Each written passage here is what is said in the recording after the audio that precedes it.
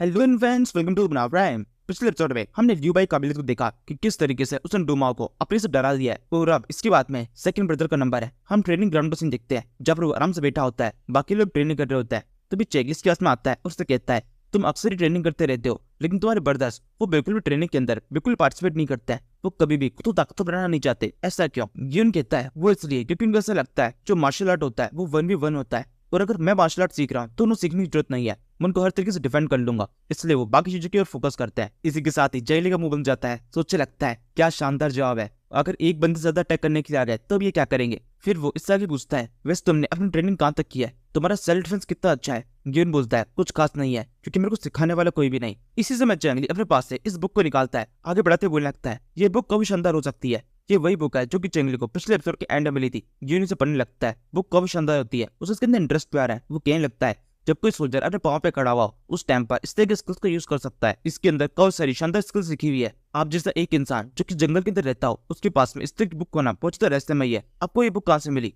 चेंगली बोलता है तुम्हें क्या लगता है मैं इतना पावरफुल कैसे हुआ, तुमने क्या सुना है? गियोन बोलता है काफी सारी कहानियां सुनी है कि आपके माइंड में एक बार गॉड आए थे, उन्होंने आपको सब कुछ सिखाया। ये सुनने के साथ चेंगली इसी कहानी को आगे बढ़ाता है। वो कहने लगता है हाँ बिल्कुल, मुझे सब कुछ गॉड ने सिखाया है, और उसी गॉड ने मुझे ये बुक भी दी है। इस अंदर काफी सारी स्किल्स सीखी हुई है जो कि तुम सीख सकते हो। गियोन बोलता है हाँ बिल्कुल, मैं तो सीखना चाहता हूँ, लेकिन इनमें से मैक्सिमम स्किल्स तो मेरे को पहले से आती है, और कुछ जो बची हुई स्किल्स है वो बहुत ज्यादा इजी है, उनको सीखना मेरे लिए ज्यादा मुश्किल नहीं है, मुझे बिल्कुल ट्रेनिंग की जरूरत नहीं। ये कहते हुए इस बुक को दोबारा से चेंगली को पढ़ने लगता है। चेंगली सोचता है ये क्या हुआ, इसने मेरे को मना कर दिया। तभी अगले सेकंड उसे स्क्रीन पर होती है जिसको लिखा हुआ है इसको एक नई स्किल आ चुकी है जिसका नाम है आर्मी ट्रेनिंग इन्फिनिटी ब्लेड। और इसी के साथ चेंगली चौंक जाता है। सोचने लगता है ऐसा कैसे हो सकता है, इसने केवल बुक को पढ़ा है और बुक को पढ़ने के साथ में ये स्किल को सीख गया। क्या सच में इसकी लर्निंग क्षमता इतनी शानदार है, कितनी तेजी से सब कुछ सीख सकता है। इसके बाद वहां जाने लगता है। जाते हुए सैंड बोलता है अपनी टेक्निक्स को और भी शानदार बनाओ, इसे और शार्प करो। मैं चाहता हूँ तुम सब कुछ सीखने के बाद में यार जो बाकी लोग हैं उन सभी को भी सब कुछ सिखाओ। गियोन तुरंत इस बात के लिए भाग देता है। इसके बाद हम चेंगली को टूट गेट के पास में देखते हैं। तो ये बटलर भागते उसके पास में आता है। उसे कहने लगता है मास्टर एक बहुत बड़ी गड़बड़ हो चुकी है, आप कहें तो मैं आपको बताऊं। चेंगली कहता है ऐसी बातें तो रहने दो, मुझे जानने में इंटरेस्ट नहीं है। बटलर बोलता है लेकिन फिर भी आपको जानना चाहिए, प्लीज जल्दी से आप मेरे साथ में चलिए। चेंगली कहता है ऐसी बात है मुझे तुम्हारे साथ चलना पड़ेगा, तो ऐसा करो तुम अकेले चले जाओ, और तुम्हें जो कुछ भी डिसीजन लेना है वो तुम ले सकते हो, मुझे बताया तुम्हारा डिसीजन एकदम ठीक होगा। बटलर कहता है लेकिन चीफ आपको जो प्रूव कब से इंपॉर्टेंट है, ये बात बहुत ज्यादा बड़ी है। जी कहते हुए बटलर काफी परेशान भी होता है। इसके बाद हम शाम को मैन को देखते हैं जो कि इस टाइम पर अपने उस एल्डर की कब्र के पास में बैठा हुआ है। उसको देखते हुए कहने लगता है एल्डर आपके साथ बिल्कुल भी ठीक नहीं हुआ, वैसे तो जो आपके साथ में हो रहा है वो मेरे साथ में जो हो रहा है उससे तो बेहतर ही है। आपकी मौत हो गई, आपको वो सब कुछ झेलना नहीं पड़ रहा जो कि मैं झेल रहा हूँ। अपने साथियों को इस तरह से गुलामी करता हुआ देख रहा हूँ। लू फैमिली पूरी तरह खत्म हो चुकी है। हम लोग यहाँ पर एक गुलाम से नीचे दर्जे का काम कर रहे हैं। कुछ लोग बैंडिट्स में लगे हुए हैं। बैंडिट्स हमें ऑर्डर दे रहे हैं, ये बहुत ज्यादा शर्मनाक है। इससे शर्मनाक कुछ भी नहीं हो सकता। मैं देख पा रहा हूँ कि किस तरीके से लू फैमिली अपने पतन की तरफ आगे बढ़ रही है, और अब यहाँ से मुझे ऐसा लगता है लू फैमिली की पूरी कमान मुझे अपने कंधों पर लेनी पड़ेगी। किसी भी तरीके से लू फैमिली को दोबारा से उसकी रेस्पेक्ट दोबारा से दिलानी पड़ेगी। यहाँ से अब मैं खुद लू फैमिली की कमान संभालूंगा, और इसके अलावा लैलिन शादी करूंगा। मैं बिल्कुल भी नहीं चाहता लैलिन किसी और के साथ में किसी भी तरह की रिलेशन बनाए, इन बैंडेड के साथ तो बिल्कुल भी नहीं। किसी बैंडेड शादी करे इससे अच्छा तो वो वैसा होगा कि वो मुझसे शादी कर ले, और अगर किसी भी तरीके से लैलिन की शादी मुझसे नहीं हो पाती है तो मैं उसकी शादी किसी और के साथ भी नहीं होने दूंगा। मैं सबको खत्म कर दूंगा। जब पूरा विलेज टोड विलेज इसके अलावा जो कुछ मेरे को दिखाई देगा वो सबके साथ ये पे खत्म हो जाने वाला है। जो कि तो मैंगबोच तो गुस्से में होता है, अपनी स्वॉर्ड को इधर से तो घुमाना शुरू कर देता है। उसकी ताकत इतनी ज्यादा है कि पत्थर टूटने लगे। यहाँ पर हर एक पत्थर की जगह पर वो लैलिन को इमेजिन कर रहा होता है और उसके ऊपर अटैक करता जा रहा है, क्योंकि लैलिन ही इकलौती वो लड़की है जिसकी वजह से मैंग यहाँ पर टिका हुआ है। और इसके अलावा मैंग को ये भी लगता है कि लैलिन वो पहली लड़की है, लू फैमिली की वो पहली लड़की जिसने इन बैंडेड के दिन तक को स्वीकार किया था। अगर वो मना कर देती तो लू फैमिली भले मरते मर जाती, लेकिन उनमें से कोई भी इन बैंडेड से ग्रुप को ज्वाइन करने के लिए हानि करता। ये सोचते मैं गुस्सा लगातार बढ़ता जा रहा है। वो इन पत्थरों पर अटैक करता जाता है। तभी एकदम से एक टाइम ऐसा आता है उसकी स्वॉर्ड पूरी तरह टूट जाती है, और स्वॉर्ड के इस तरह टूट जाने के बाद में उसका गुस्सा थोड़ा शांत होता है। इतना होश में आकर वो देखने लगता है आसपास सब कुछ क्या चल रहा है। उसके ऊपर की चर्चे की आवाज़ देती है। कोई कहने लगता है ये शो तो काफी शानदार था, इतना एक्सपेक्ट नहीं किया था। ये कहते हुए काफी सारे लोग इस जगह पहुंच जाते हैं,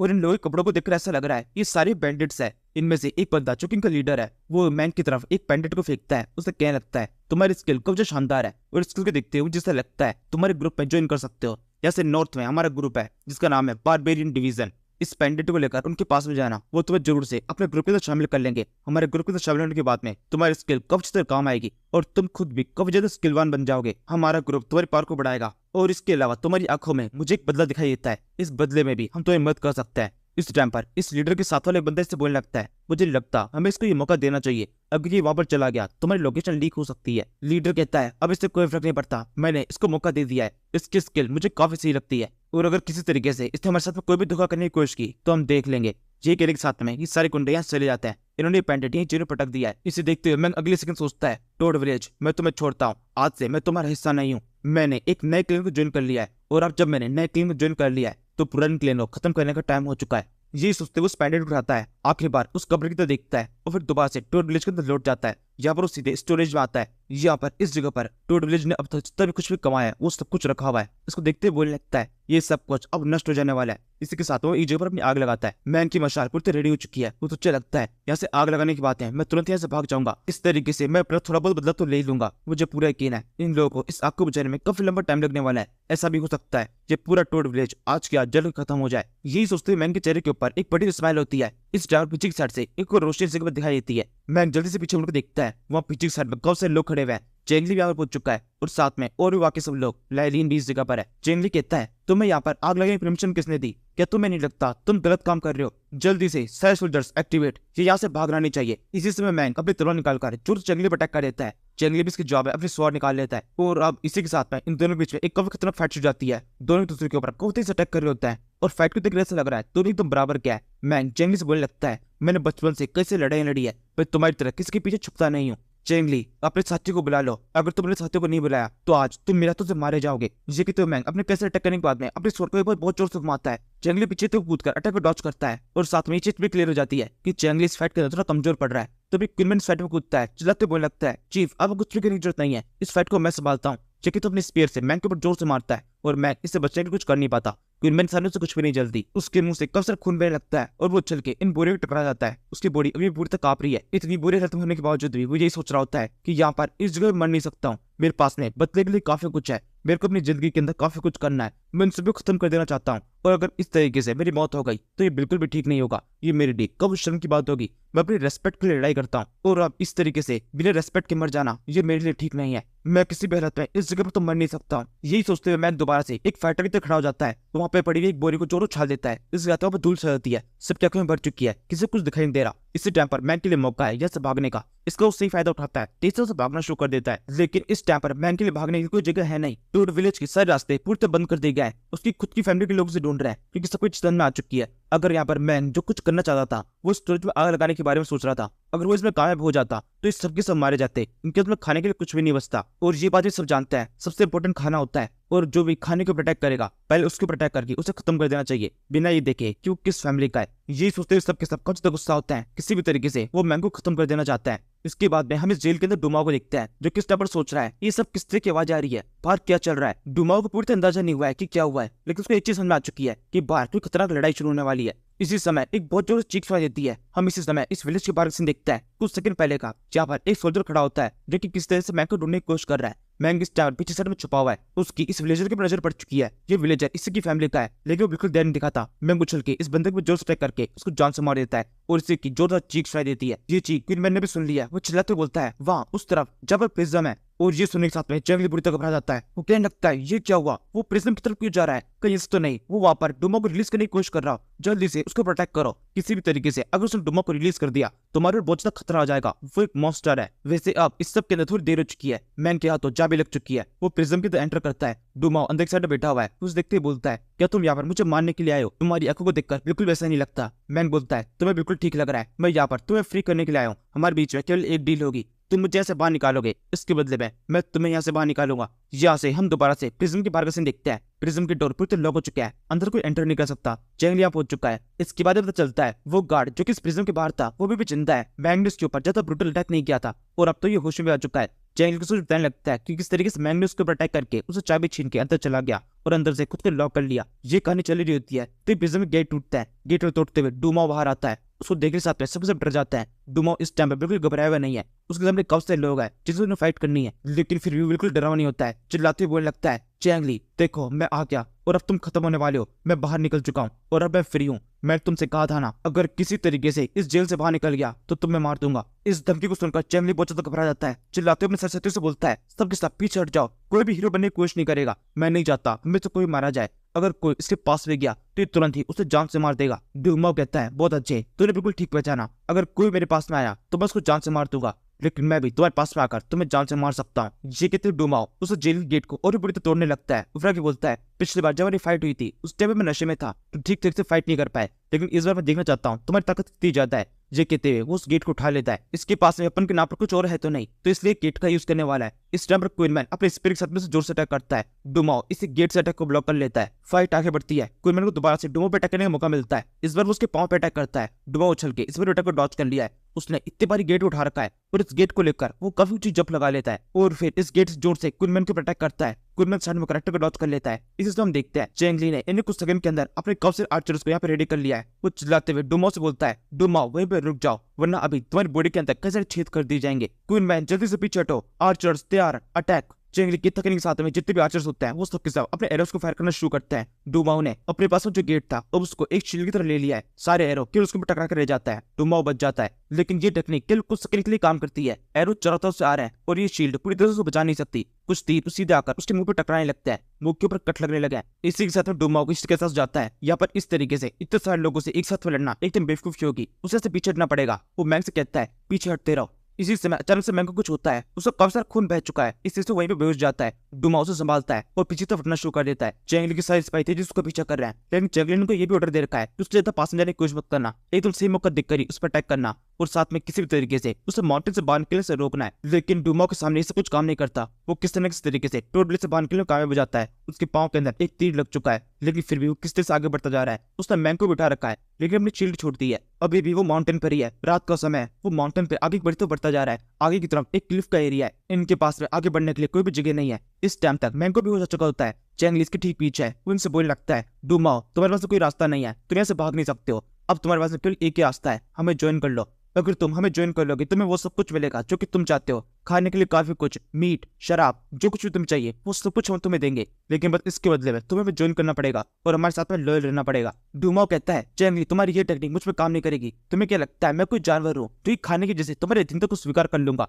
ऐसा बिल्कुल भी होने वाला नहीं है। जब तक मैं जिंदा हूँ तब तुमसे लड़ता रहूंगा और जब मर जाऊंगा तब भूत बनने के बाद भी तुमसे लड़ता रहूंगा। मेरी आत्मा भी तुमसे फाइट करेगी। और अब ये सुनने के साथ में चेंगली अपना सर पकड़ लेता है। वो समझ जाता है ये बंदा बहुत जिद्दी है और इससे बातों में किसी तरह जीता नहीं जा सकता। ये बंदा नहीं मानेगा। वो चिल्लाते हुए बोलता है लियू भाई अब तुम ही सामने आओ, तुम भी इससे बात करो और इसे कन्विंस करने की कोशिश करो। हमारी बातों को ये बिल्कुल सुन ही नहीं रहा है। इस टाइम पर लियू भाई आगे बढ़ता है और लियू भाई को देखने के साथ में डूमाओ जो कि बहुत ज्यादा गुस्से में था उसके चेहरे के ऊपर एकदम डर के भाव दिखाई देने लगता है। लियू भाई आगे बोलता है डूमाओ तुम्हें किसी से फाइट करने की जरूरत नहीं है, एक अच्छे इंसान बन जाओ। बुरा बनने का क्या फायदा है? तुम अगर किसको मारोगे तो तुम ये समझ लो तुम एक ऐसा काम कर रहे हो जो कि तुम्हें नर्क की तरफ लेके जाएगा, लेकिन वही अगर तुम किसी की मदद करोगे तो वो चीज तुम्हें हेवन की तरफ लेके जाएगी। तुम्हें क्या चाहिए? मेरी बात को सुनो, हम दोनों बैठ के अच्छी तरह से बात करते हैं। लियू भाई जैसे जैसे ये सब कुछ कहते जा रहा है डूमाओ गुस्सा और ज्यादा बढ़ता जाता है। वो एकदम से इतना पागल हो जाता है कि मैंग को अपने हाथ में लेकर उसी पहाड़ से नीचे तो कूद जाता है। चेंगली और बाकी सब केवल उसको देखते रह जाते हैं। कुछ लोग बोलने लगते हैं ये पहाड़ी तो बहुत ज्यादा गहरी है, अगर किसी तरीके से वो एकदम नीचे तो जाए गिरे तो तुरंत ही उनकी मौत हो जाएगी। लियू भाई कहता है ये क्या हुआ? मैं तो नॉर्मली से बात कर रहा था, वैसे बात करने से अच्छा वो वहां से नीचे कूद गया, ऐसा क्यों? चेंगली बोलता है क्योंकि तुम्हारी बातों के अंदर जहर है और वो जहर बहुत ज्यादा खतरनाक है, इससे अच्छा वो नीचे कूद गया। वैसे वो काफी ताकतवर है, एक फाइटर है, अगर यहाँ से गिरने के बाद अगर बच जाता है तो ये मुझे ज्यादा आश्चर्य नहीं होगा। क्वीनमैन बोलता है कैसा रहेगा मैं खुद जाकर नीचे के चेक करूं कि वो जिंदा है या मर गया, एक स्वॉर्ड को अपने साथ में ले जाऊंगा। चेंगली कहता है नहीं ऐसा कुछ भी करने की जरूरत नहीं है, अगर वैसे भागना चाहता है तो उसे भागने दो, अगर मर जाएगा तो भी बढ़िया है, अगर जिंदा रहता है तो भी बढ़िया है, हमें कोई फर्क नहीं पड़ता। और मुझे इस बात पर पूरा यकीन है अगर वो जिंदा बच जाएगा तो जरूर से उससे हमारी मुलाकात दोबारा से होने वाली है। वो कभी न कभी हमसे दोबारा मिलेगा। इस दुनिया के अंदर हम दोनों की टक्कर जरूर से होगी। चेंगली के इतना कहने के साथ में जितने भी लोग इस जगह पर होते हैं वो सब किसी चले आते हैं। चेंगली अकेला एंड तक इस जगह पर रुकता है। इसी समय स्नोफॉल शुरू हो जाती है। इस देखकर चेंगली बोलता है इस साल की ये पहली स्नोफॉल है, लेकिन तो जल्दी जल्दी आ गई। इस स्नोफॉल का मतलब है सर्दियां अब अच्छी तरह शुरू हो चुकी है। यहाँ से अगले दिन हम टोर विलेज सीन देखते हैं। जितने भी लोग विलेज के अंदर रहते हैं वो सभी तरफ भगदड़ मचा रखे हैं, क्योंकि यहाँ पर काफी ज्यादा स्नोफॉल हुई है। घरों के ऊपर स्नोफॉल जम चुकी है और घर इतने मजबूत नहीं है, उनमें से आवाज आने लगी है। लोग चिल्ला रहे हैं अपने घरों के ऊपर से बर्फ हटाओ, इससे पहले घर ढह जाए। इसी तरह की चहल पहल पूरे विलेज के अंदर दिखाई दे रही है। अब तो विलेज के अंदर काफी सारे लोग रहने लगे हैं। चेंगली ये देख देख के खुश हो रहा होता है। वो खुश होते हुए लाइलिन से बोलता है देखो कितना शानदार मौसम है, सर्दियां शुरू हो चुकी है, मेरे को सर्दियां बहुत पसंद है। यही बात करते हुए सेंग जी के पास में पहुंचता है। सेंग जी इस टाइम पर चाय पी रहा है। वो चाय पीते बोलने लगता है काय का अच्छा मौसम, सर्दियां बहुत ही बेकार मौसम होती है, चंगली बोलता है कारण बताओ। इसके बाद में सेंग जी कैसे कारण करने लगता है। वो कहता है सबसे पहली चीज हम यहाँ पर फसल नहीं उगा सकते, हमने जितनी फसल अब तक उगाई है वो सही से नष्ट हो जाएगी, जब तक गर्मी आएगी तब तक उसका नामो निशान भी नहीं बचेगा। इसके बाद में सेकंड रीजन पूरे रास्ते के अंदर बर्फ जम चुकी है, तो इसका मतलब आज यहाँ पर आसपास में कोई भी नहीं गुजरने वाला। आज तो क्या पूरी सर्दी में आसपास में कोई भी नहीं गुजरने वाला, यानी कि हम किसी को लूट नहीं सकते। सर्दियों के मौसम में माउंटेन के रास्ते बहुत ज्यादा मुश्किल हो जाते हैं, कोई भी यहाँ पर आता नहीं है। सेंग जी के कहने में चेंगली को एक अपॉर्चुनिटी दिखाई देती है। उसे सोचने लगता है ये इसका मतलब ये काफी अच्छा मौका हो सकता है ब्लैक रॉक सिटी के ऊपर अटैक करने का। हम ब्लैक रॉक सिटी पर अटैक करके उनसे काफी कुछ लूट सकते हैं और वो हम पर अटैक करने के लिए आ नहीं पाएंगे। यही सोचकर वो लाइलिन से कहता है लाइलिन जाओ क्वीन मैन को बुला के लाओ, मुझे उससे एक बहुत इंपॉर्टेंट बात करनी है, एक अनाउंसमेंट करने का टाइम हो चुका है। चेंगली के इतना कहने के साथ में एक और मिशन शुरू हो जाता है। अपने खास लोगों को लेकर ये तेजी से ब्लैक रॉक सिटी की तरफ निकल पड़ता है। और यहाँ पर इस समय देखने से ऐसा लगता है चेंगली के साथ में लगभग 6 लोग हैं, सभी मेन लोग उसने साथ में ले लिए। ऐसे आगे बढ़ते हुए जब ब्लैक रॉक सिटी के रास्ते में होता है तब पता चलता है ये बंदा जो कि शराब बनाने में एक्सपर्ट है, इसको पोएट्री की काफी अच्छी नॉलेज है, तो इन दोनों के बीच में काफी अच्छी बनती है। तभी उसे एक स्क्रीन डैश होती है जिसके ऊपर लिखा है तुम्हें एक और नया टास्क मिला है, इस टास्क में तुम्हें 10 फैमिली से लूटना पड़ेगा जो कि बहुत ज्यादा अमीर हो। अब तक तुम 2 फैमिली से लूट चुके हो, 8 अभी बाकी है। ब्लैक रॉक सिटी के अंदर भी एक बहुत अमीर फैमिली है जो कि बहुत ज्यादा घटिया है, अगर तुम उस फैमिली को लूट लोगे तो तुम्हारा मिशन कंप्लीट होगा और साथ में उनको सबक भी मिलेगा। ये सुनकर चेंगली सोचने लगता है इसका मतलब हुआंग फैमिली में जो हमने अटैक करके वहां के 2 बंदे लाइलिन और मैंग को उठाकर अपने साथ में ले गए थे उसको भी शामिल किया गया है। एक तरह से देखा जाए तो ये दोनों हुआंग फैमिली की संपत्ति थे, तो एक तरीके से हमने उनको लूटा था। इस तरीके से देखा जाए तो इन मिशन को कंप्लीट करना ज्यादा मुश्किल नहीं होगा, हम 10 फैमिली को बड़ी से लूट लेंगे।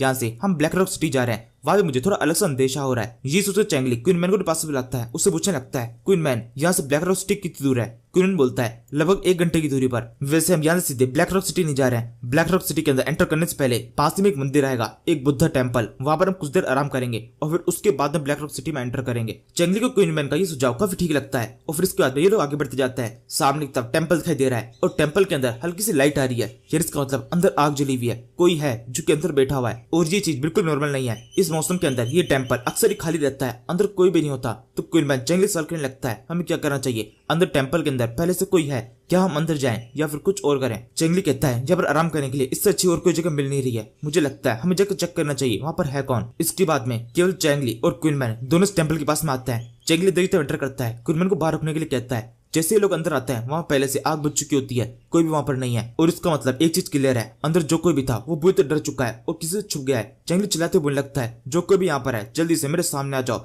मैं तुम्हारे ऊपर किसी भी तरह की स्टेटस नहीं दिखाना चाहता, और इसके अलावा हम यहाँ पर लड़ने के लिए भी नहीं आए, तो शांति से बात कर लेते हैं। चेंगली कितना कहने के साथ में सामने तो जो बंदे छुपे हुए हैं उनको उसकी आवाज पहचान में जाती है। वो बंदा कहने लगता है अच्छा तो ये तुम हो चेंगली, देखो ये हम है बाओ। इस आवाज के साथ में उस जगह पर काफी सारे लोग दिखाई देने लगते हैं, ये सारे बैंडिट्स हैं, फ्लैंक टाइगर विलेज से बिलोंग करते हैं। फ्लैंक टाइगर विलेज से काफी सारे बैंडिट्स यहाँ पर छुपे हुए थे। और फिर इसके बाद में दोबारा से आग जला दी जाती है। ये लोग दोनों ग्रुप्स आपस में आके बैठ जाते हैं, इन दोनों के पीछे वैसे भी काफी अच्छी दोस्ती है, तो बातचीत शुरू हो जाती है कि तुम लोग यहाँ पर क्यों आए हो। लेकिन यहाँ पर ये दोनों ग्रुप भी बहुत ज्यादा शातिर है, इनमें से कोई भी अपने बारे में रिवील करना नहीं चाहता। जब कुछ देर तक सीक्रेट गेम चलता रहता है तब चेंगली खुद से बताता है कि मुझे ऐसा लगता है कि तुम्हारे फ्लैंक टाइगर विलेज के अंदर खाना कुछ ज्यादा कम पड़ चुका है, इसलिए तुम यहाँ पर आए हो ब्लैक रॉक सिटी के ऊपर अटैक करने के लिए। तुम्हारी सोच इस जगह पर आकर केवल खाना लूटने की है और तुमने इतनी सर्दियों में इतनी मेहनत की है, यानी इसका मतलब तुम्हारी सिचुएशन कुछ ज्यादा ही खराब है। बाव बोलता है नहीं ऐसा कुछ भी नहीं है, हमारे पास तो किसी भी तरह की खाने की कमी नहीं है। जी कहते हुए बाव बहुत चिल्ला रहा होता है, इसका मतलब साफ है चेंगली ने जो कुछ प्रेडिक्ट किया है वो सब कुछ एकदम सही है। इस टाइम भागते हुए एक गार्ड अंदर की तरफ आता है, चिल्लाते हुए कहता है कोई और भी है जो कि यहाँ पर आ रहा है, और उसी के साथ में दोबारा तलवार निकल जाती है। बहुत चिल्लाते हुए कहता है आग बुझा दो, सबसे तैयार हो जाओ, शायद से हमारी फाइट होने वाली है,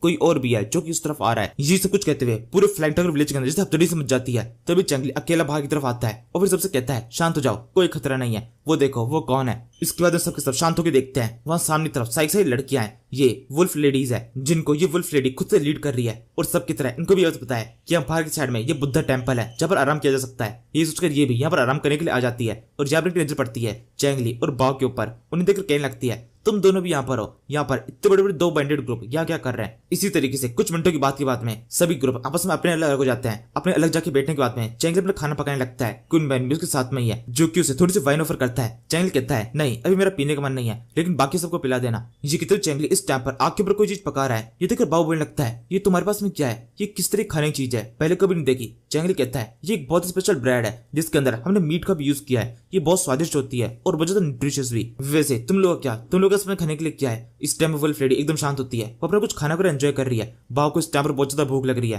लेकिन उनके पास में खाने के लिए कुछ खास चीजें नहीं है, लेकिन फिर भी ये ढींगे आगते कहने लगते हैं हमारे पास देखो ये क्या है, ये सूप है जो कि कवचा शानदार है। बाव यहाँ पर क्लियरली झूठ बोलने की कोशिश कर रहा होता है, इनकी बनाई हुई चीजें एकदम घटिया है। तभी चेंगली चीज समझ जाता है, वो इनसे कहता है तुम चाहो तो हमारा खाना हमारे साथ में शेयर कर सकते हो, हम यहाँ पर काफी सारा खाना लेके आए, हमारे पास किसी भी तरीके से खाने की कमी नहीं है, तुम चाहो तो ले लो। चेंगली ने ये कहते हुए बाव की मन की बात छीन ली होती है। बाव और उसके साथ जितने भी लोग होते हैं वो सब के सब चेंगली को देखने लगते हैं। चेंगली भी ने अपना खाना दिखाने लगता है और कहता है अब इससे देखने की जरूरत नहीं है, मुझे पता है तुम लोग को भूख लग रही है, इस खाने को एंजॉय करो। इसी के साथ में बाव के जितने भी साथी होते हैं उनके मुंह से पानी बहने लगता है, वो तेज से आगे तो बढ़ने लगता है। तभी एकदम से बाव बोलता है नहीं नहीं हमें कोई जरूरत नहीं है, हमारे पास काफी सारा खाना है। ये किताब की बारी बाव के चेहरे पर साफ दिखाई दे रहा है उसको कितनी भूख लग रही है और वो कितना जोर से इसके लिए हाँ कहना चाहता था, लेकिन फिर भी उसने मना कर दिया केवल अपने ईगो के चक्कर में। और चेंगली की बात पता चलती है, वो उससे कहने लगता है मुझसे तुम्हें इस तरह से बात करने की जरूरत नहीं है, ये सारी फॉर्मेलिटीज की क्या जरूरत है, हम दोनों काफी अच्छे दोस्त है, तुम मुझसे इस तरह से बात कर रहे हो मुझे ऐसा लग रहा है हम दोनों स्ट्रेंजर्स हैं। बाव कहता है नहीं ऐसा नहीं है, तुम तो मेरे काफी अच्छे दोस्त हो, अगर सच में मुझे भूख लग रही होती तो मैं खुद से तुमसे कह देता कि अपना खाना मुझे दो, लेकिन मुझे नहीं लग रही है। ये कहते बाव मन ही मन सोच रहा होता है बस एक बार और बोल दे, अगर एक बार भी तूने मुझसे दोबारा से पूछ लिया तो मैं तुरंत ही खाने के ऊपर टूट पड़ूंगा, मुझे इस टाइम बहुत तेज भूख लग रही है, प्लीज एक बार और पूछ लेना। लेकिन चेंगली ऐसा नहीं करता, वैसे कहता है ऐसी बातें तो कोई बात नहीं, हमारे पास काफी सारा खाना है लेकिन हम खुद से उसे खा लेंगे। और ये सुनने के साथ में ही बाव और उसके सारे साथी इन सभी का मुंह हो जाता है, वो सारे साथी आपस में बोलने लगता है ये सब कुछ बहुत गलत हुआ, हमारा लीडर तो बहुत ज्यादा वाहियात है, ये खुद तो अपने भाई के साथ सब कुछ खा लेता है लेकिन हमें तो कभी कभी खाने का मौका मिलता है और वो भी इसकी वजह से छिन गया, याद भी नहीं आ रहा कि लास्ट टाइम मीट कब खाया था, लेकिन आज जब आगे से ऑफर आया इसने मना कर दिया, सब कुछ इसकी वजह से हुआ है। ये कितने ये लोग बाव को बहुत बुरी बुरी गालियां बकरे होते हैं और बहुत ही खुश आके बाव को लेकिन सब कुछ सुनाई दे रहा है, उनसे चिल्लाते बोलता है मुझे सब कुछ सुनाई दे रहा है, तुम सबके सब भुक्कड़ हो एक नंबर के, जाओ जाकर मेरे बैग के अंदर काफी सारा खाना है जाओ खा लो, उसके अंदर काफी सारे कुकीज है जो कि तुम लोगों के लिए लेके आया था। बाव की इस बात सुनने के बाद भी ये सारे लोग बिल्कुल भी खुश नहीं होते हैं, बल्कि बोलने लगते हैं वहां पर उनको देखो वो कितना अच्छा खाना खा रहे हैं और हमें अच्छे खाने के नाम पर क्या मिल रहा है कुकीज, वो कोई अच्छा खाना होता है क्या, आप जब देखो तब केवल बेकार से कुकीज पकड़ा देते हैं। इसी समय चेंगली जो कि अपना खाना कंप्लीट कर चुका होता है वो सेंगजी से बोलने लगता है सेंगजी मैं चाहता हूँ हमारे घोड़े जो इन्होंने इतना लंबा सफर तय किया है उन्हें भी कुछ खिला दो तुम, वो अभी फिलहाल हमारी काफी मदद कर रहे हैं और आगे मिशन के अंदर भी उनको हमारी काफी मदद करनी पड़ेगी, मैं चाहता हूँ वो पूरे हष्ट-पुष्ट रहें। सेंगजी बोलता है हाँ ठीक है। ये कहने के बाद में वो एक कुकीज का बैग उठा लेता है और वहां जाने लगता है। इस टाइम पर सामने की तरफ फ्लैंकटायर विलेज के लोग कुछ कुकीज के लिए आपस में लड़ रहे होते हैं, इन सभी को मुश्किल से एक एक ही मिल पा रही है। इसी समय बाव की नजर सेंगजी पर पड़ती है, उससे पूछने लगता है ये तुम इन घोड़ों को क्या खिला रहे हो। सेंगजी कहता है हमारे पास काफी सारी एक्स्ट्रा कुकीज थी, इन घोड़ों ने काफी लंबा सफर तय किया है तो इनको ट्रीट दे रहा हूँ, हम तो हमारे घोड़े को भी काफी अच्छा और काफी न्यूट्रिशियस खाना देता है। जिस सुनकर बाव जब इस तरीके से इन घोड़ों को वो कुकीज खाते हुए देखता है जो कि उनको इंसानों को तो खिलाने के लिए नसीब नहीं हो रही, वो उनको काफी ज्यादा शौक सा लगता है, वो सोचने लगता है इनके उसमें इतनी अमीरी है अपने घोड़ों तक कोई कुकीज खिला रहे हैं और हम तो इंसानों को भी केवल एक ही खिला पा रहे हैं। बाव के साथी भी ऐसे सोच रहे होता है कि हमारी हालत तो इन घोड़ों से भी कई ज्यादा गई बीती है, इतना घटिया खाना हमें खाने को मिल रहा है और इन घोड़ों की तो ऐश है। उसके बाद में हम अगली सुबह का सीन देखते हैं, सभी ग्रुप्स के लोग तेजी से इस टेंपल से बाहर निकलकर इस रॉक सिटी की तरफ आगे बढ़ रहे हैं, लेकिन इन लोगों में कहीं पे भी इनके लीडर शामिल नहीं है। तीनों ग्रुप्स ने अपने में कुछ लोगों को ब्लैक रॉक सिटी की तरफ भेजा है ताकि वो पता लगा सके कि ब्लैक रॉक सिटी के अंदर किस तरह का माहौल है। वहीं दूसरी तरफ तीनों ग्रुप के लीडर अभी भी बुद्ध टेंपल के अंदर ही आराम से बैठे हुए हैं।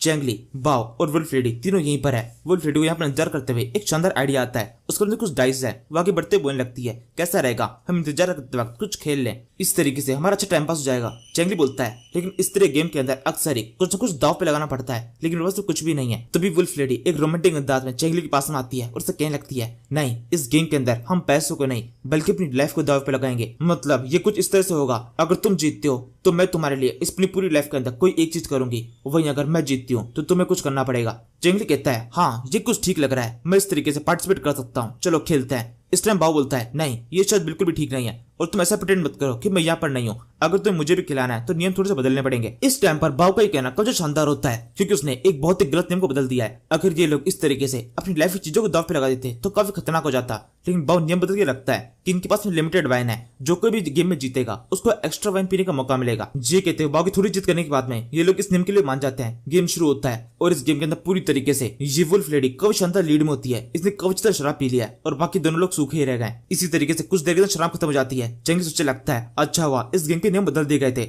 अगर गेम के नियम वही होते तो मैं बर्बाद हो जाता। और फिर कुछ और देर तक ऐसे खेलने के बाद में शाम हो जाती है। शाम को फाइनली ये सारे लोग जो कि ब्लैक रॉक सिटी की तरफ गए थे वो वापस लौटते हैं। सेंगजी इस टाइम बहुत ज्यादा खुश होता है, चेंगली से पूछता है सब कुछ कैसा रहा। सेंगजी कहता है बहुत शानदार, पूरी ब्लैक रॉक सिटी में घूम घूम के हमने एक शानदार नक्शा बनाया है जिसे आप देख सकते हैं सब कुछ कहाँ पर है। चेंगली इस मैप को देखने लगता है, ये मैप काफी शानदार है, वो कहने लगता है ये तो काफी शानदार मैप है, काफी अच्छी तरीके से और पूरी डिटेल के साथ में सब कुछ लिखा हुआ है। सेंगजी मुझे पता नहीं था तुम ये भी कर सकते हो। सेंगजी कहता है नहीं मैं ये नहीं कर सकता, ये मेरे बस का नहीं है, मैंने ये नहीं किया। चेंगली कहता है अच्छा ऐसी बात है तो क्वीन मैन या फिर तुमने क्या ये तुमने किया है। ये कहते चेंगली अपने दोनों मेन फैक्ट्री तो इशारा कर रहा होता है, लेकिन ये काम इन्होंने भी नहीं किया है। वो बोलने लगता है हमने तो आज तक पेन को अपने हाथ में पकड़ा तक नहीं है, हमारे हाथ कांपने लगते हैं, हम ये काम कैसे कर सकते हैं। चेंगली कहता है फिर ये किया किसने, इतना काबिल कौन है हमारे ग्रुप के अंदर। इसी टाइम पर ये बंदा जो कि वाइन ब्रांड में एक्सपर्ट है जैंग ये आगे बढ़ते बोलता है ये काम मैंने किया है। असल में मैं जब अपने पेरेंट्स के साथ में था तब उन्होंने मुझे थोड़ी बहुत पढ़ाई कराई थी, उसी का यूज करके मैंने ये सब कुछ बनाया है। ये कहते जैंग को बहुत शर्म से आ रही होती है। चेंगली से कहता है बहुत अच्छे, हमारे ग्रुप के अंदर कोई तो है जो कि थोड़ा पढ़ा लिखा है, अब यहाँ से हमारी मंजिल तय हो चुकी है, हमारा रास्ता तय हो चुका है, हमें पता है हमें क्या करना है, तो फिर इस एडवेंचर को दोबारा शुरू करते हैं। ये कहने के साथ में दो लोग दोबारा से ब्लैक रॉक सिटी की तरफ बढ़ना शुरू कर देते हैं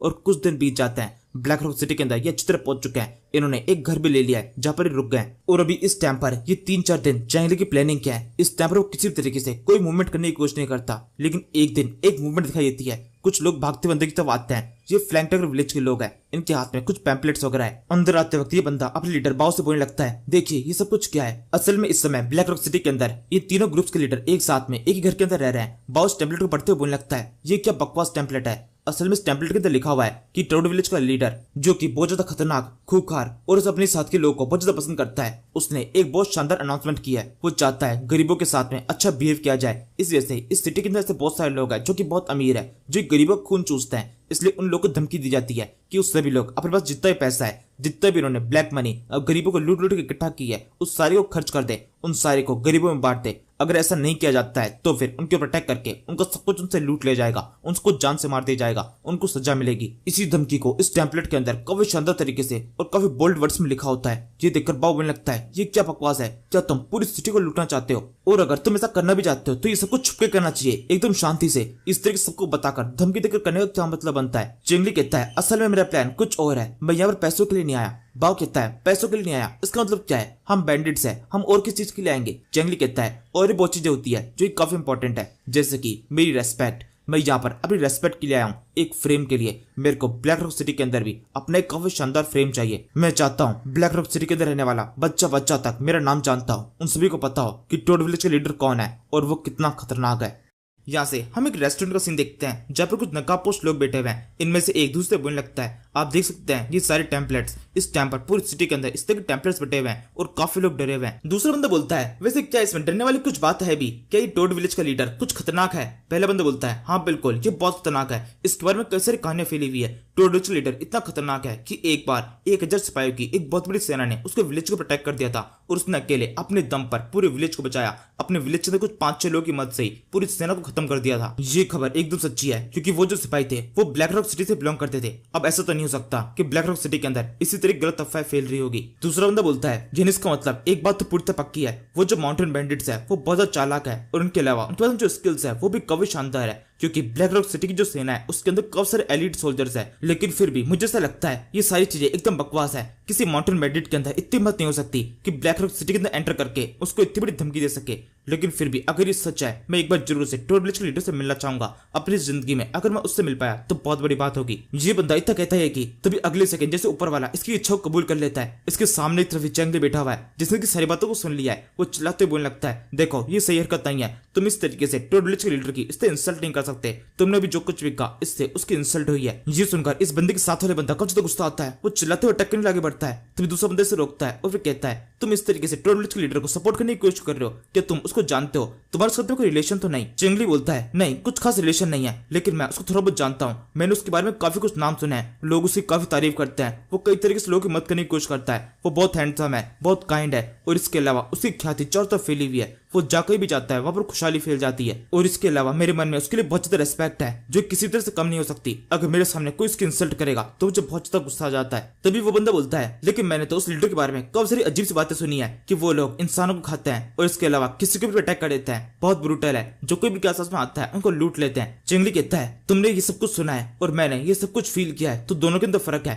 अगर मैंने खुद से फील किया है तो इसका मतलब भी सही होगा, तुमने जो कुछ भी सुना है वो केवल रूमर्स है और रूमर्स तो इधर उधर फैलते ही रहते हैं, ये सारी बेकार की अफवाहें जो कि जबरदस्ती फैलाई गई है। ये सुनकर वो बंदा सामने से बोलता है तो यानी इसका मतलब तुम कभी ना कभी एक बार साक्षात उससे मिल चुके हो, वो तुम्हारे सामने खड़ा हुआ था। चेंगली अब की बार नहीं बोल देता है। वो बंदा बोलता है अरे अरे तुम्हारे साथ में कितना बुरा हुआ, तुम जिस इंसान को अपना हीरो समझते हो उससे आज तक तुम एक बार मिल नहीं पाए, वैसे तुम्हें पता है ना उसके पास में टाइम बहुत कम है। इस बंदे का ये कहना चेंगली के लिए एक धमकी की तरह है और इस धमकी देने के बाद में ये पैसे देकर इस रेस्टोरेंट से बाहर निकल जाता है। चेंगली भी यहाँ पर अंदर ही बैठा हुआ है, उसको जाते हुए देख रहा है। तभी सेंगजी बोलता है, वैसे इन लोगों को देखकर ऐसा लग रहा है ये बिल्कुल भी ब्लैक रॉक सिटी से बिलोंग नहीं करते होंगे। इन्होंने जिस तरीके से अपने चेहरे को छुपा रखा था, ये जरूर से किसी और सिटी से यहाँ पर अंदर आए। चेंगली बोलता है, हाँ बिल्कुल, किस दूसरी सिटी से आए, ये जरूर से रिंग डायनेस्टी से बिलोंग करते हैं। यही बात करते हुए चेंगली और सेंगजी भी दुनिया से बाहर निकल जाते हैं। सेंगजी दोबारा से बोलता है, लेकिन ऐसा कैसे हो सकता है, आपको ये बात कैसे पता? चेंगली पूरे स्टाइल में कहता है, मैं तुम्हारा लीडर ऐसे नहीं हूँ, मैं जब भी किसी को देखता हूँ उसकी पूरी कुंडली मेरी आंखों के सामने जाती है। यहाँ से अब सीन शिफ्ट होता है, हम सामने की तरफ एक शानदार पार्टी का सीन देखते हैं जो कि जिया फैमिली ने ऑर्गेनाइज की है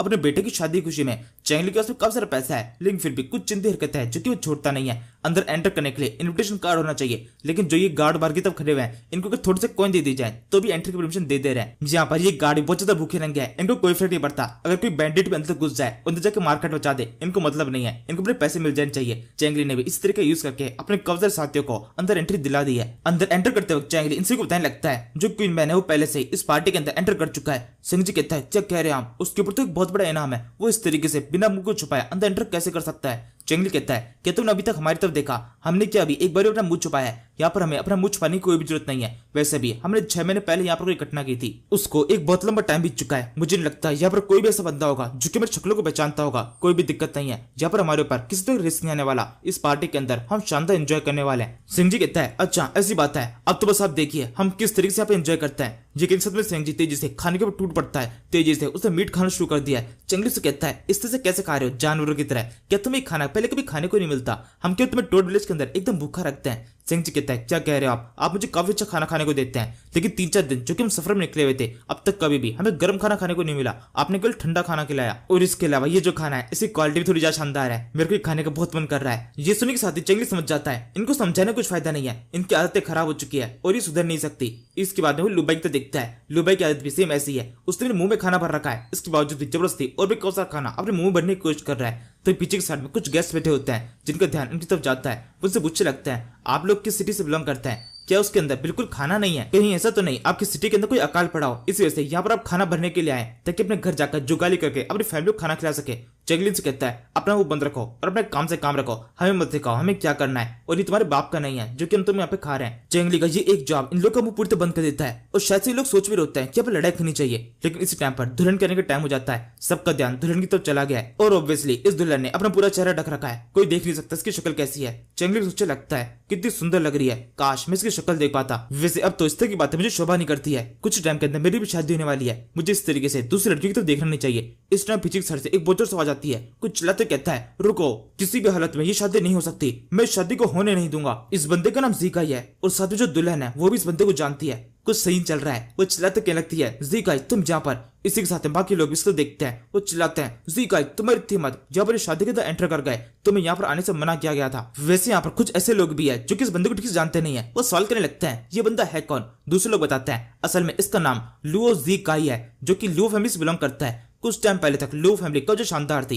इसी वजह से इसकी और इस दुल्हन जो कि इसकी शादी होने वाली है, इन दोनों की शादी आपस में तय की गई थी, लेकिन अब चूंकि लुओ फैमिली पूरी तरह खत्म हो चुकी है, इस वजह से इस शादी के एग्रीमेंट को तोड़ दिया गया। वैसे देखा जाए तो ये काफी तक ठीक भी है, बचपन में शादी तय की गई थी और अब जब लुओ फैमिली पूरी तरह खत्म हो चुकी है तो उसके बावजूद भी अपनी बेटी को इसको देखकर कौन अपनी बेटी की लाइफ को खराब करना चाहेगा? दूसरे बंदे बोलते हैं, अच्छा ऐसी बात है, तो ये माजरा है, सुन के मजा आ रहा है, मुझे लगता है अभी तो और मजा आएगा। ये कहते हुए जितने मेहमान होते हैं वो सबके सब खुलेआम इस सारे शो को एंजॉय करने लगते हैं। ये बंदा जीकाई और जो झगड़ा करने लगता है, कुछ लोग इसको शांत करने की कोशिश कर रहे हैं कि नहीं, इस तरीके से तुम शादी के अंदर एंटर नहीं कर सकते, यह बवाल मचाने की जरूरत नहीं है। लेकिन जीकाई पूरी तरह पागल हो चुका होता है, वो चिल्लाते बोलता है, ऐसे कैसे बवाल मचाने की जरूरत नहीं है, ये मेरी दुल्हन है, मैं सब शादी करके रहूंगा, मेरे पास एक प्रॉपर मैरिज सर्टिफिकेट है जिसके अंदर लिखा हुआ है मेरी इसके अंदर शादी बचपन में तय कर दी गई थी, तो अब इसकी शादी किसी हालत में नहीं हो सकती, इसकी शादी मुझसे ही होगी वरना किसी से भी नहीं, मेरी शादी तो किसी हालत में नहीं होने दूंगा। जी कहते हुए बंदा अपने पास से सर्टिफिकेट निकालता है, सबको दिखाने लगता है। इसी समय एक और बंदा जो कि अब सबको संभाल रहा है, ये शायद से दुल्हन का भाई है या फिर फादर, या फिर इसके अलावा इसने रेड रंग के कपड़े पहने हुए हैं, तो उसका ही दुल्हाओ ये चिल्लाते बोलता है, तुम्हारे सर्टिफिकेट की ऐसी की तैसी,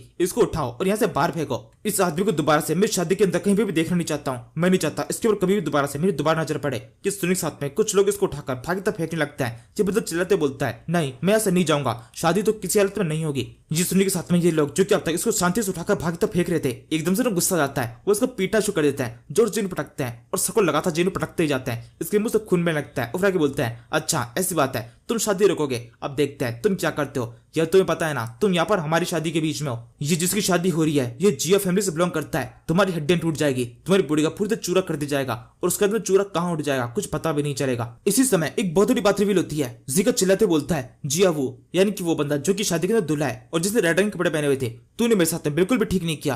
तू मेरा कितना अच्छा दोस्त है। मैंने तेरे को बचपन से सब कुछ बताया कि किस तरीके से मिस लैन के साथ मेरी शादी होने वाली है और मैं उसको कितना पसंद करता हूँ, लेकिन तूने चेक किया। तू चाहता था शादी के सबसे ज्यादा नाचे, लेकिन तूने तो खुद ही इसके साथ शादी कर ली। ये बिल्कुल भी ठीक नहीं है। तूने एक दोस्त छाती में इस तरह छुरा घोपा है। जिया वो एक दोस्त के नाम पर तू एक बहुत बड़ा कलंक है। अपने दोस्त साथ में इस तरह से गद्दारी करना, क्या तुझे लगता है इसके बाद में तुझे कभी भी क्षमा मिल पाएगी? नर्क में भी तुझे जगह नहीं मिलेगी, तू बुरी तरह से मरेगा, तेरे को कीड़े पड़ेंगे। ये कि तो बंदा जिकाई जिया वो को बहुत बुरी बुरी गंदी गंदी गाली दे रहा होता है। उसको जितनी भी गाली मन में आती है वो सारी गाली उसको दे देता है। इस टाइम दुल्हन भी चलने लगती है, जीकाई बस शांत हो जाओ, इतनी गंदी गालियां मत दो। और ये कहते हुए दुल्हन रोना शुरू कर देती है। सब कुछ इसे दुल्हन की वजह से हो रहा है। दो दोस्तों के बीच में लड़ाई हो गई। जिया वो चिल्ला कहता है, मिस लैन ये आप क्या कर रही है? आपको रोने की जरूरत नहीं है और इस इंसान की बातों को सुनकर तो बिल्कुल भी नहीं। और तू मेरी बात ध्यान से सुन, मुझे कोई फर्क नहीं पड़ता, बाहर में कहीं दिलो दोस्ती, पीटो इसे, इसको तब तक मारो जब तक ये मर नहीं जाए। और जब ये मर जाए तो वनकुंड की अग्नि के अंदर इसको भी जला देना, इसकी बॉडी को पूरी तरह से राख बना देना। और अब इसी के साथ में इस बंदे की दोबारा से पिटाई शुरू हो जाती है। काफी सारे लोग इसके आसपास खड़े हुए हैं जो कि लगातार इसको पीटते जा रहे हैं।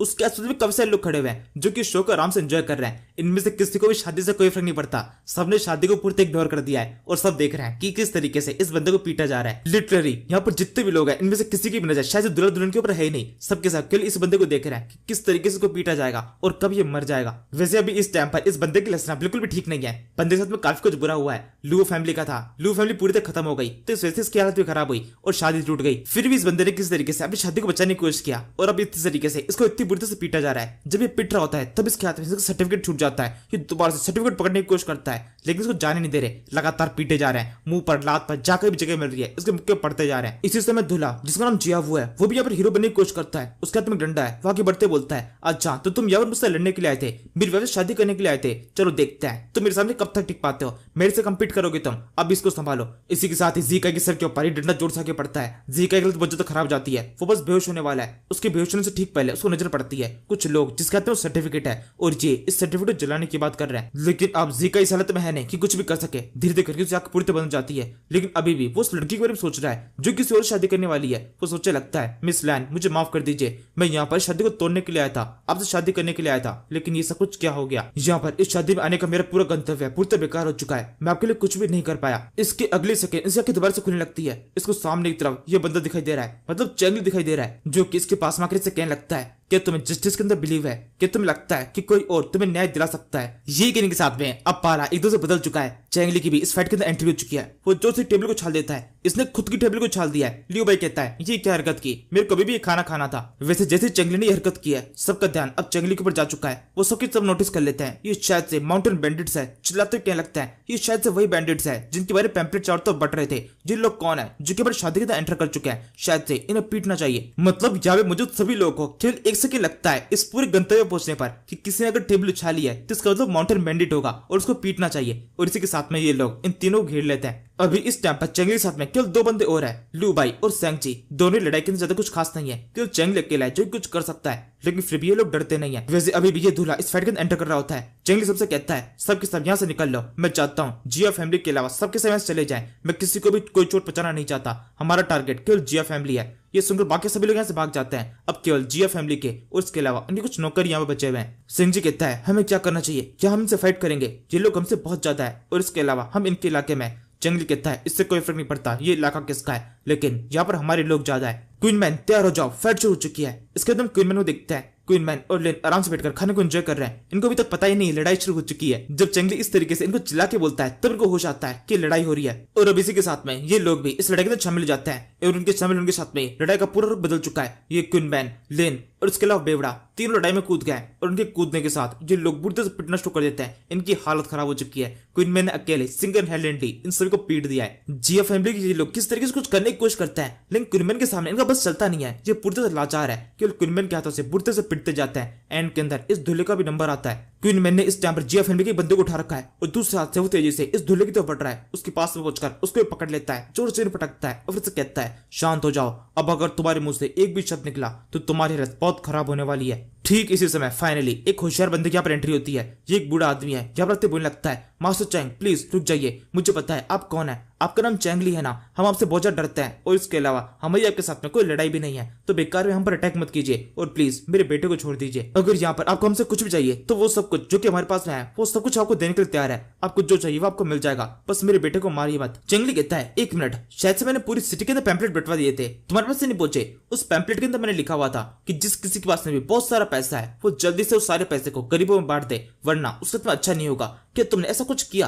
क्या तुमने अपने पैसे को गरीबों में बांट दिया है? अगर तुमने ऐसा कर दिया है तब तुम्हारे बीच में कोई भी दुश्मनी नहीं है, मैं तुरंत ही तुम्हारे बेटे को छोड़ दूंगा और यहाँ चला जाऊंगा। ये सुनने के साथ ही इस ओल्ड मैन का मुंह पूरी बंद हो जाता है। चैंगली के बोलता है वैसे मेरे को एक और चीज है जो कि तुमसे चाहिए, तुमने भी कहा तुम सब कुछ मुझे देने के लिए तैयार हो, तो कैसा रहेगा ये लड़की जिसके साथ में तुम्हारे बेटे की शादी होने वाली थी, तुम इसे मेरे हवाले कर दो। ओल्ड मैन बोलता है बस इतनी सी बात, आप चाहिए तो इसे लेके जा सकते हैं, मुझे कोई भी दिक्कत नहीं है। ये कहते हुए इस ओल्ड मैन ने अपनी बहू का सौदा कर दिया है और फिर भी ये बंदा हंस रहा है। चैंगली सोचने लगता है ये तो हाँ कह दिया, अब मैं क्या करूंगा इस लड़की का, अगर स्विंग को पता चल गया कि मैं एक और लड़की को अपने विलेज को लेके आ गया हूँ और वो भी उस लड़की को जिसकी ज्यादा में शादी होने वाली थी, तब तो पता नहीं वो किस तरह से आतंक मचा देगी। मेरा स्ट्रेस बहुत ज्यादा बढ़ जाने वाला है, इतना बड़ा स्ट्रेस मैं अपने सर पे नहीं ले सकता हूँ। इसी समय चैंगली को शायद से अपनी पुरानी इच्छा याद आती है, वो उस लड़की के पास में आता है और फिर से घूंघट उठा लेता है। उसको उसकी शक्ल दिखाई दे रही है, ये लड़की बहुत ज्यादा सुंदर है। चैंगली से कहता है तुम्हारी शक्ल कुछ ज्यादा शानदार है और इसे देखकर मैं पक्के तौर पर कह सकता हूँ कि क्यों ये दोनों बंदे तुम्हारे लिए लड़ रहे थे, इस शक्ल को देखकर तो कोई भी लड़ लेगा। कुछ देर तक ये सब कुछ होने की बात है, हम कुछ सेकंड बाद से देखते हैं चैंगली ने सब कुछ सेटअप कर दिया है। क्वीन मैन ने इस टाइम पर दो बंदे उठा रखा है, एक तो वो लड़की हो सकती है लेकिन ये दूसरा कौन है? वैसे शायद से दूसरा बंदा वो लियो फैमिली का बंदा हो सकता है जो कि बुढ़ते से घायल था। वैसे जो कोई भी बाद में पता चलेगा, अभी इस टाइम बहुत हड़बड़ी है क्योंकि इन लोगों ने इस सिटी की सबसे बड़ी फैमिली को प्रोटेक्ट किया है जो कि जिया फैमिली थी और ये खबर चारों तो फैल चुकी है। काफी सारे गार्ड्स इनको ढूंढ रहे हैं। चैंगली अपने साथियों के साथ तेजी से इस जगह से निकल पड़ता है। ब्लैक रॉक सिटी की सेना का एक बहुत बड़ा पार्ट इनको ढूंढ रहा होता है, चिल्लाते इधर उधर भटक रहा है कि कहां पर हो तुम, जल्दी से हमारे सामने आओ, तुम लोग कहीं भी भाग नहीं सकते, हमने पहरेदारी को बहुत ज्यादा बढ़ा दिया गया है, तुम कहीं से छुप नहीं पाओगे। लेकिन इन सोल्जर्स के चिल्लाने में थोड़ी देर हो चुकी है। चैंगली और बाकी सब सिटी से काफी आगे निकल चुके हैं। वो इस टाइम पर एक दीवार के पास में सामने तक क्वीन बोलता है वहां उस तरफ, हमें बस यहीं से आगे बढ़ना है। इसके कुछ सेकंड बाद में जंगली बहुत चौंक जाता है, यहाँ सामने तरफ कुछ भी नहीं है। क्वीन कहता है ऐसा कैसे हो सकता है, यहाँ पर इतना सन्नाटा क्यों है? चैंगली बोलता है हाँ तुम बिल्कुल ठीक कह रहे हो, यहाँ पर ये सब कुछ नहीं होना चाहिए था, यहाँ पर हमारे घोड़े होने चाहिए थे, हमारे घोड़े कहाँ गए? ये कि तो चैंगली बहुत शौक हो चुका होता है कि पीछे से एक बहुत बड़ी सेना उनके ऊपर अटैक करने के लिए आ रही है। इनके सामने भागने के केवल एक ही रास्ता था, वो घोड़े, और अब वो घोड़े यहाँ से गायब हो चुके हैं। यानी कि इसका मतलब अब इस टाइम पर ब्लैक रॉक सिटी से बाहर निकलने का कोई भी रास्ता नहीं है। अगर चल के बाहर गए तो तुरंत ही सेना उनको पकड़ लेगी। ये कि तो चैंगली चेहरे के ऊपर 12 बज चुके होता है। वो पास में बंधी हुई एक रस्सी की तो देखता है जो किसी ने जानबूझ के तोड़ी है और इसी तरह चैंगली समझ जाता है कि ये घोड़े यहाँ से भागे नहीं है बल्कि इनको किसी ने चुराया है। चैंगली गुस्सा होते बोलता है जिस किसी ने भी उन घोड़ों को चुराया होगा मैं उस बंदे को ढूंढकर उसको एक बहुत बड़ी सजा देने वाला हूँ, वो पूरी तरह से मेरे हाथों से मरेगा।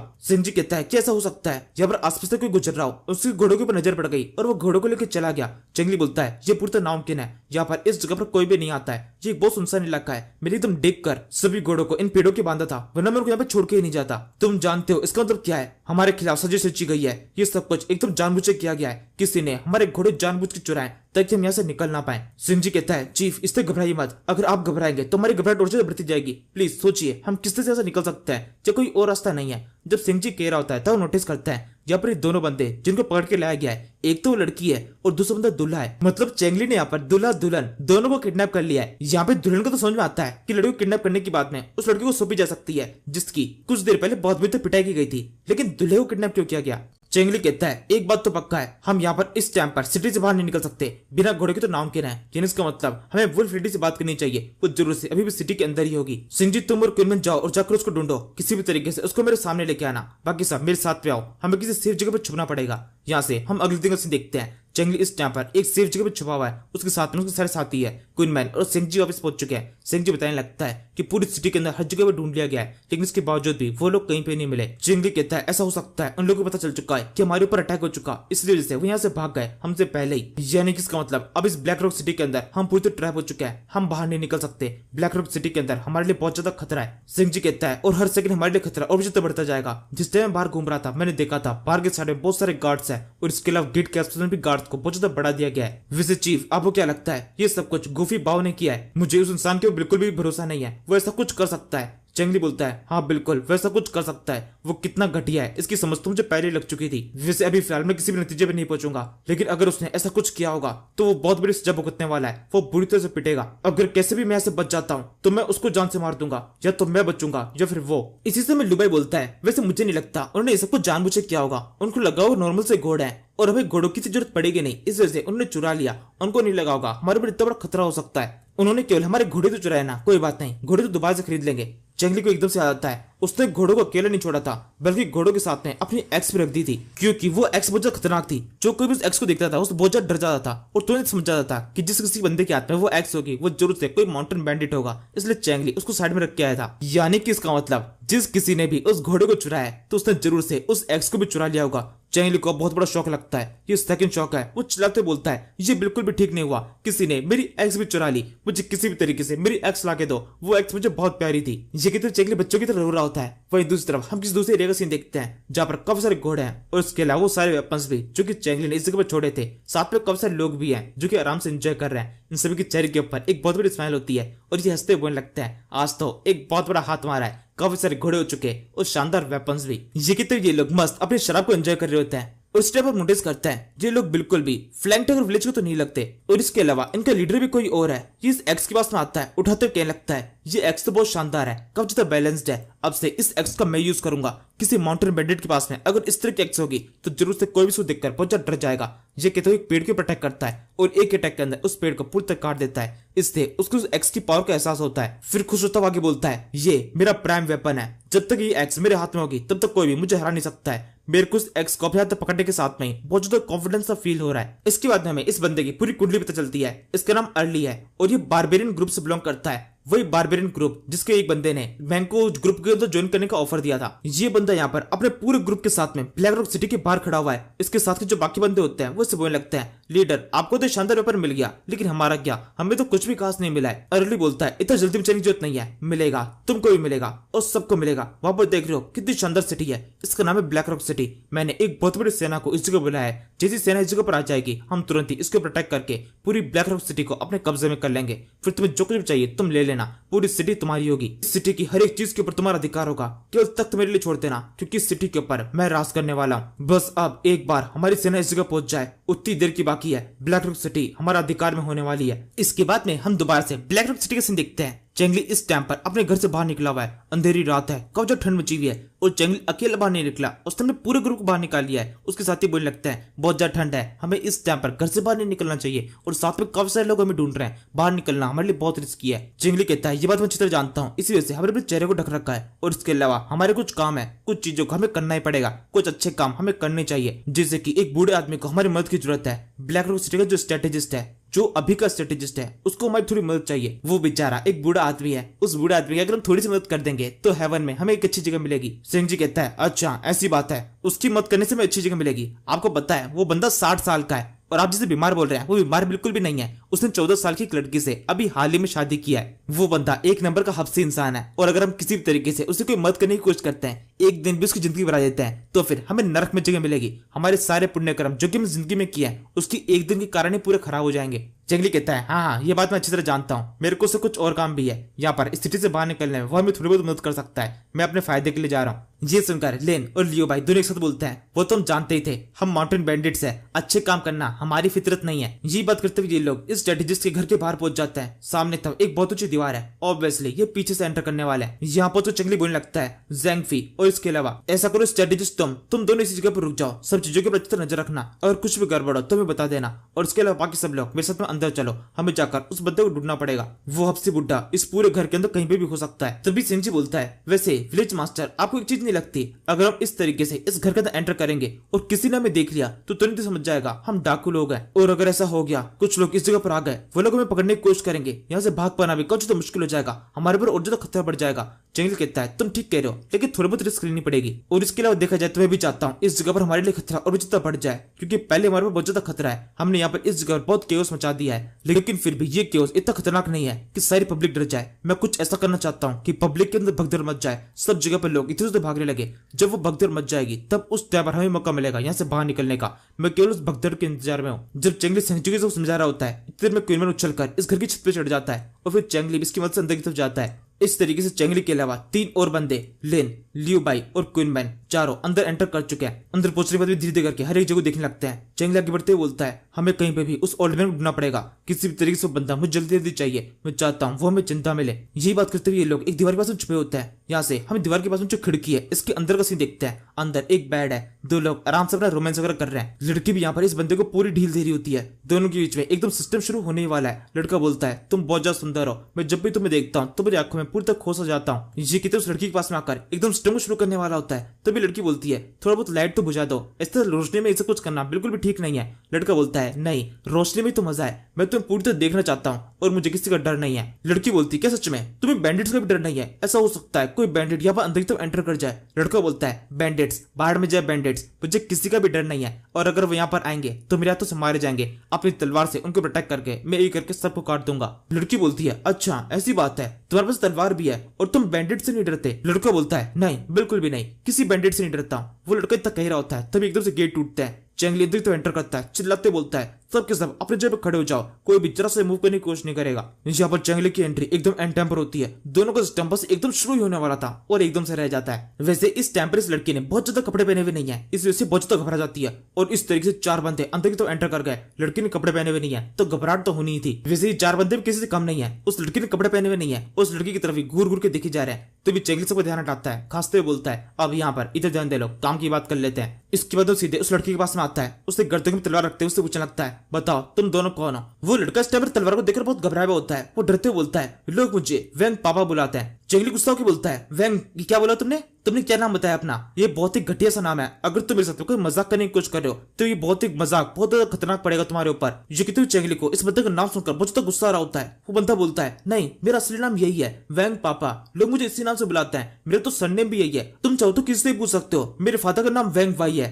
और मेरा नाम है वैंग पापा। ये सुनकर चेंगली इस आदमी के साथ तो बड़े गुस्से से बात कर रहा होता है। तभी लड़की से एकदम प्यार से पूछता है क्या सच में इसका नाम यही है? वैसे आप कौन है? लड़की बोलती है असल में मैं वैंग वाई की तीसरी वाइफ हूँ। ये सुनने के साथ में चेंगली दिमाग की घंटी बहुत जोर से बजती है, यानी इसका मतलब वैंग वाई जो कि इस वैंग पापा नाम के बंदे का उसका फादर है, यानी कि इसका मतलब ये वैंग पापा अपने पापा की बीवी के साथ में ये सारी हरकतें कर रहा है। मतलब ये बंदा अपनी मदर के साथ, मतलब अपनी स्टेप मदर के साथ में, ये तो बहुत ही वाहियात है। यानी इसका मतलब वैंग वाई जो कि 14 साल की लड़की से शादी किया था उसके साथ में वो खुद नहीं है बल्कि उसका बेटा है। चेंगली अपनी सारी साथियों के साथ में इस बात को पूरे डिस्कस कर रहा होता है। वो सब कुछ भूल चुके हैं कि इनको यहाँ से सिटी से निकलना है, ये डिस्कशन बहुत इंपॉर्टेंट है। तब लिन एकदम से होश में लाता है और सबसे बोलता है मुझे लगता है हमें इस चीज को फोकस करना चाहिए कि इस टाइम पर हम गलत रूम में एंटर कर चुके हैं। चिंगली कहता है तो फिर तुम्हें क्या लगता है हमें इस टाइम पर क्या करना चाहिए? ऐसा करते हैं इन लोगों को इस रस्सी से बांध देते हैं। इसके बाद में ऐसा किया जाता है, इन लोगों को रस्सी से बांध दिया जाता है और फिर इसके बाद में ये लोग यहाँ से निकल पड़ते हैं। तभी एकदम से किसी की बहुत जोर चिल्लाने की हो जाती है, कुछ चिल्लाते क्या लगता है टोड विलेज का लीडर यहाँ पर इस जगह पर है, इन लोगों ने वैंग फैमिली को प्रोटेक्ट कर दिया है, जल्दी से सिपाहियों कहां पर हो, यहाँ पर इस जगह पर आओ, उसको पकड़ना है तो अभी पकड़ो। इसी आवाज के साथ में सब जगह पर खबर फैल जाती है कि चेंगली इस टाइम पर इसी घर के अंदर है। तभी एक और दुर्घटना होती है, कहीं से एक दिया गिर जाता है जो कि सीधे एक पर्दे के पास में आता है और पर्दा जलने लगता है और धीरे धीरे करके पूरे घर के अंदर आग फैल जाती है। इसी सही टाइम पर चेंगली उसके सारे साथी इस घर से बाहर निकल जाते हैं। वो सबके सिर से भागने लगता है। आग से क्या फर्क पड़ता है, इन लोगों को एक परफेक्ट मौका मिल चुका है यहाँ से बच के निकलने का। यहाँ सामने की तरफ से कब से लोग भागते हुए आ रहे होते हैं लेकिन उनके हाथ में कब से पानी वगैरह है। वो सबके सब आग को बुझाने के लिए आए। चेंगली और बाकी सबको पूरी तरह इग्नोर करता है और जैसे भी आग को बुझाते हुए अंदर की तरफ एंटर करता है, इनकी नजर पड़ती है इन दोनों माँ बेटे के ऊपर। वैसे अब यहाँ पर इन लोगों ने जो आपस में करने की कोशिश की है उसको देखकर इनको माँ बेटा बोलना बहुत ज्यादा गंदा लग रहा है। मतलब अंदर की साइड में इन दोनों के ऊपर इनकी नजर पड़ती है जिनको बुढ़ते से बांध दिया गया है और साथ में एक चीज भी लगाई गई है जिसके ऊपर लिखा हुआ है अमीरों से लूट कर गरीबों में बांटा जाएगा तभी बराबरी होगी। चेंगली ने यहाँ पर इतना ही नहीं किया, अपनी क्रिएटिविटी दिखाने के लिए इन बंदों के चेहरे के ऊपर अच्छा सा सिंबल बनाया,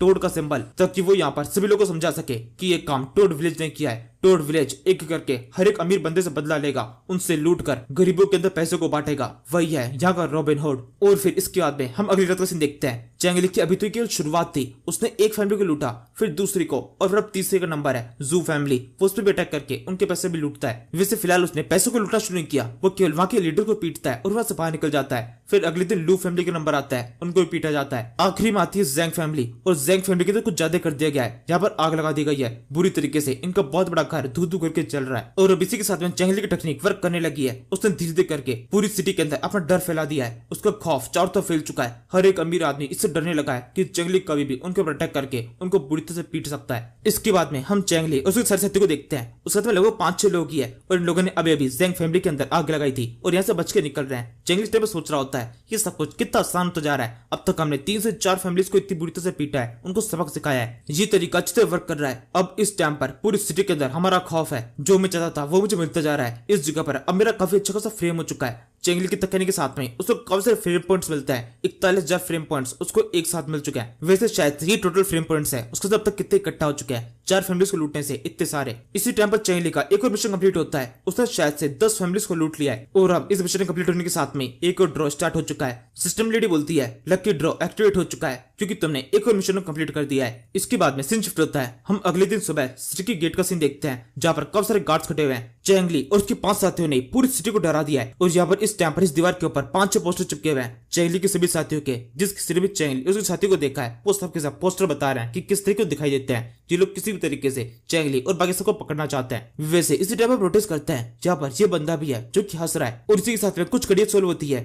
ये वही बंदा है जिसकी मुलाकात कुछ टाइम पहले चेंगली से हुई थी उस रेस्टोरेंट के अंदर और ये वही बंदा है जो कि बारबेरियन ग्रुप को लीड कर रहा है। और अब यहाँ पर इस पोस्टर को देखकर इसको शायद से ये चीज क्लियर हो चुकी है चेंगली किस तरह दिखाई देता है। मतलब इसको ये चीज सुनना आ चुकी होगी कि जिसकी मुलाकात इससे उस रेस्टोरेंट के अंदर हुई थी वो जरूर से चेंगली ही था। हो सकता है ये इस तरह से कोई प्रॉब्लम क्रिएट करने की कोशिश करे लेकिन शायद से ये करेगा नहीं क्योंकि ये खुद भी इस सिटी को प्रोटेक्ट करना चाहता है और चेंगली भी इस सिटी की पावर को कम कर रहा है। तो इस तरीके से देखा जाए तो चेंगली शायद से इसका दोस्त हुआ। वैसे जो भी आगे पता चल जाएगा, देखते हैं किस तरह के स्टेप उठाता है। यहाँ से सिटी शिफ्ट होता है। हम चेंगली के सारे सीन देखते हैं। चेंगली को बिल्कुल भी बाहर निकलने की परमिशन नहीं है। उसकी शक्ल बहुत फेमस हो चुकी है, वो बाहर नहीं निकल सकता। सेंगजी बाहर से दिखते हुए एंटर करता है। उसके साथ में एक बंदा और है, ये जीकाई है, वही बंदा जिसको शादी के अंदर बुरी तरह से पीटा गया था। सेंगजी की बोलता है जीकाई ने मुझसे कहा है कि वो कुछ टाइम तक हमें अपने घर पे रखने के लिए तैयार है, वो हमें मिलिट्री से बचाएगा, इसकी हमें मदद मिल सकती है जो कि हमारे लिए काफी फायदेमंद होगा। चेंगली बोलता है क्या सच में इसकी मदद हमारे लिए काम आएगी? तुम्हें पता है ना अभी इस टाइम पर हम किस सिचुएशन के अंदर है, हम इस तरीके से किसी के ऊपर भरोसा नहीं कर सकते। सेंगजी बोलता है मुझे नहीं लगता ये किसी भी तरीके से हमको धोखा देने की कोशिश करेगा,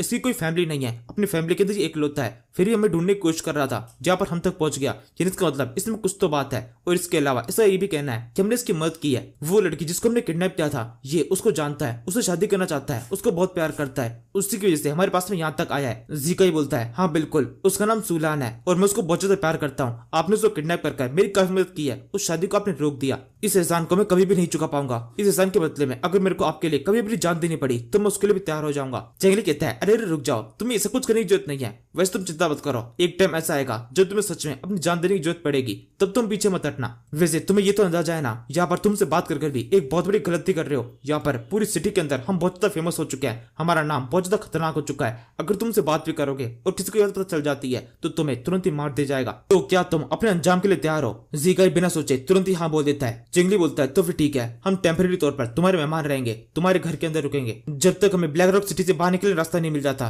तब तक तुम्हारा घर ही हमारा घर है। यहाँ से अब हम लू फैमिली के घर का सीन देखते हैं। चेंगली और बाकी सब किसी तरीके छुपते छुपाते इस घर तक पहुंच चुके हैं। रात हो चुकी है, चेंगली सो रहा है और अभी इस टाइम पर उसे एक बहुत ही खतरनाक सपना आता है। उसे सपने के अंदर काफी सारा खून दिखाई दे रहा है और यहाँ पर जितनी भी लाशें हैं इन सभी लाशों के साथ में उसे एक नाम और साथ में एक नंबर भी शो हो रहा होता है। ये नंबर बढ़ते बढ़ते 10,681 तक पहुंच जाता है। मतलब चेंगली को अपने सपने के अंदर इतनी सारी लाशें दिखाई दे रही है और साथ में बहुत सारा खून भी। ये सब सोचते हुए चेंगली की एकदम सारी खुल जाती है। वो जो चिल्ला कहता है नहीं ऐसा नहीं हो सकता। ये कहते हुए बच्चा तो घबराया होता है, उसके पसीने आ रहे होते हैं। कुन भक्त उसके पास में आता है, चेंगली से उसके हालात पूछने लगता है। चेंगली कहता है नहीं मुझे कुछ खास समझ में नहीं आ रहा, लेकिन मुझे ऐसा लगता है कुछ बहुत ही खतरनाक होने वाला है। क्विनमैन बोलता है गलत? गलत से वो क्या मतलब है, क्या गलत होने वाला है? चेंगली बोलता है मैंने कहा ना मुझे कुछ भी नहीं पता है, ऐसा करो तुम जाकर आराम करो, मेरे को सोचने तो क्या होने वाला है। तुम्हें किसी भी तरीके से बिल्कुल भी चिंता की जरूरत नहीं है, कुछ भी नहीं होने वाला, शायद से कोई बेकार सपना था। ये सुनकर कुनमैन चला जाता है, लेकिन चेंगली की आंखों की नींद पूरी तरह उड़ चुकी है। उसको पूरी रात नींद नहीं आती, वो ये सब कुछ अपने सपने के बारे में सोचता रहता है। और फिर इसके अगले दिन चेंगली के पास में एक बहुत बड़ी खबर आती है। उसको पता चलता है जिया फैमिली के जितने भी लोग थे उन सभी को किसी ने जान से मार दिया है और न केवल जान से मारा है बल्कि वह की दीवार के ऊपर टोड की इमेज बनाई गई है खून से।